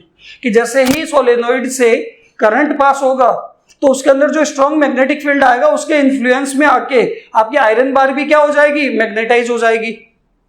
The magnetization of soft iron bar last as long as current is flowing through the solenoid coil. और इसके अंदर जो magnetisation है वो कब तक रहने वाला है, जब तक करंट फ्लो होता रहेगा। क्लियर है यहां तक? ठीक है? If current flowing through the solenoid is switched off, iron bar immediately loses its magnetism due to low corrosivity of iron. ये आपके पास इलेक्ट्रोमैग्नेट का यूजेस कहां होने वाला है, तो इलेक्ट्रोमैग्नेट यूज की जाती है मैन्युफैक्चर ऑफ इलेक्ट्रिक बेल्स के अंदर। जो डोरबेल्स हमारी जो आती है इन सब के अंदर क्या होती है, इलेक्ट्रोमैग्नेट होती है। क्लियर है? इनका यूज किया जाता है हेडफोन्स के अंदर, लाउड स्पीकर्स के अंदर, रेडियो सेट के अंदर, या फिर इलेक्ट्रिक रिले के अंदर। ठीक है? नेक्स्ट यूजेस है electromagnet play a role in magnetic data storage devices such as hard drives, tape recorders and VCR through their role is decreasing with the newer technologies। ये कह रहा है कि इनका यूजेस हार्ड ड्राइव्स के अंदर, VCR के अंदर, या फिर टेप रिकॉर्डर्स के अंदर भी किया जाता है, बट जैसे जैसे नई टेक्नोलॉजीज आ रही है इनका यूज क्या हो रहा है, कम हो रहा है। ठीक है? Large electromagnets are used in cranes for lift heavy machineries and bulk quantities of iron. कि मान लो आपके पास एक जगह क्या है, बल्क क्वांटिटीज के अंदर आयरन रखा हुआ है, मशीन रखी हुई है, उसको आपको फैक्ट्री के अंदर एक जगह से उठा के दूसरी जगह शिफ्ट करना है, तो क्या करोगे? अगर ऐसे उठा के लेके जाएंगे तो बहुत ज्यादा मैकेनिकल सपोर्ट चाहिए होगा, तो हम करते क्या, क्रेन के आगे इलेक्ट्रोमैग्नेट लगी हुई होती है, जैसे ही हम उसके अंदर करंट देंगे तो इलेक्ट्रोमैग्नेट के अंदर क्या होगी, मैग्नेटिक प्रॉपर्टीज आ जाएगी आयरन बार के अंदर, वो क्या करेगी, उस मशीन को अट्रैक्ट कर लेगी, चिपक जाएगी मशीन उसको क्रेन से उठा के दूसरी जगह लेके जाएंगे और वहां पे करंट बंद कर देंगे। करंट जैसे ही बंद करेंगे मैग्नेटिक प्रॉपर्टीज उसमें खत्म हो जाएगी, डीमैग्नेटाइज हो जाएगी, तो उस मशीन और मैग्नेट के बीच में जो फोर्स था वो भी खत्म हो जाएगा। ठीक है, तो इजीली क्या होगी, वो शिफ्ट कर सकते हो, आप लिफ्ट कर सकते हो, एक जगह से दूसरी जगह शिफ्ट कर सकते हो। क्लियर है यहां तक? नेक्स्ट हम बात करते हैं factors affecting the strength of electromagnet, कि इलेक्ट्रोमैग्नेट के अंदर जो मैग्नेटिक फील्ड की स्ट्रेंथ होती है उसको कौन कौन से फैक्टर्स अफेक्ट करने वाले हैं। तो देखो इलेक्ट्रोमैग्नेट के अंदर होता क्या क्या है। इलेक्ट्रोमैग्नेट के अंदर तो अगर आप देखोगे कि सोलेनोइड के अंदर जब करंट जाता है तो करंट जाने की वजह से मैग्नेटिक प्रॉपर्टीज, मैग्नेटिक फील्ड आता है, स्ट्रॉन्ग मैग्नेटिक फील्ड, और वही इन्फ्लुएंस करता है इस सॉफ्ट आयरन कोर को मैग्नेटाइज करता है। क्लियर है? यानी एक्चुअल में इसके मैग्नेटिक फील्ड पे डिपेंड कर रहा है, और वो मैग्नेटिक फील्ड ज्यादा कब आता है, जब क्या होंगे, इस सोलेनोइड के अंदर या इस कॉइल के अंदर नंबर ऑफ टर्न्स ज्यादा होंगे, करंट ज्यादा जा रहा होगा। ठीक है, मीडियम मटेरियल पे भी डिपेंड करेगा, किस तरीके का आपने मटेरियल लिया, कोर लिए। तो यहां से अगर आप देखोगे सोलेनोइड के अंदर मैग्नेटिक फील्ड आता है mu not an I by L, यही आता है। यानी एक तो किस पर डिपेंड करेगा, magnetic field, number of turns पे, ज्यादा मैग्नेटिक फील्ड आएगा तो ज्यादा मैग्नेटाइज करेगा, करंट की वैल्यू ज्यादा जाएगी तो ज्यादा मैग्नेटिक फील्ड आएगा, वो भी ज्यादा मैग्नेटाइज करेगा। ठीक है, और एक किस पे डिपेंड करेगा, आपने किस तरीके की इसके अंदर कोर रखी है, इनर कोर रखी है। तो देखो कौन कौन से फैक्टर्स होने वाले हैं, एक तो number of turns in the coil, turns ज्यादा होंगे तो मैग्नेटिक फील्ड कॉइल के अंदर ज्यादा आएगा, तो वो क्या होगा, ज्यादा मैग्नेटाइज करेगा। Amount of current flowing through the wire, current पे डिपेंड करेगा। और तीसरा the material of the core, कि आपने क्या किया, कोर में फेरोमैग्नेटिक की जगह अगर पैरामैग्नेटिक ले लिया, ठीक है, तो उसके अंदर क्या होगा, मैग्नेटिक फील्ड स्ट्रेंथ कम आएगी, तो उसके नेचर पे भी डिपेंड करने वाला है। और ये आपका इलेक्ट्रोमैग्नेट। क्लियर है? और इसी के साथ आपका चैप्टर 5 मैग्नेटिज्म एंड मैटर पूरा वन शॉट वीडियो कंप्लीट होता है। ठीक है, स्टार्टिंग के अंदर हमने इसके अंदर डेरिवेशंस भी पढ़े हैं, कॉन्सेप्चुअल चीजें भी पढ़ी है, टॉर्क हो गया, पोटेंशियल एनर्जी हो गया, डाइपोल के बारे में बात करी थी, फिर हमने कुछ इंपॉर्टेंट डेफिनेशंस पढ़ी है। पैरा, डाया एंड फेरो बहुत इंपॉर्टेंट टॉपिक है, इसका क्वेश्चन कंफर्म आता है बोर्ड के अंदर। फिर हमने Curie law, Curie temperature and electromagnet के बारे में पढ़ा है। ठीक है, तो अगर आपने अभी तक चैनल को सब्सक्राइब नहीं किया तो चैनल को सब्सक्राइब करो, वीडियो को लाइक और शेयर करो। Okay, thank you.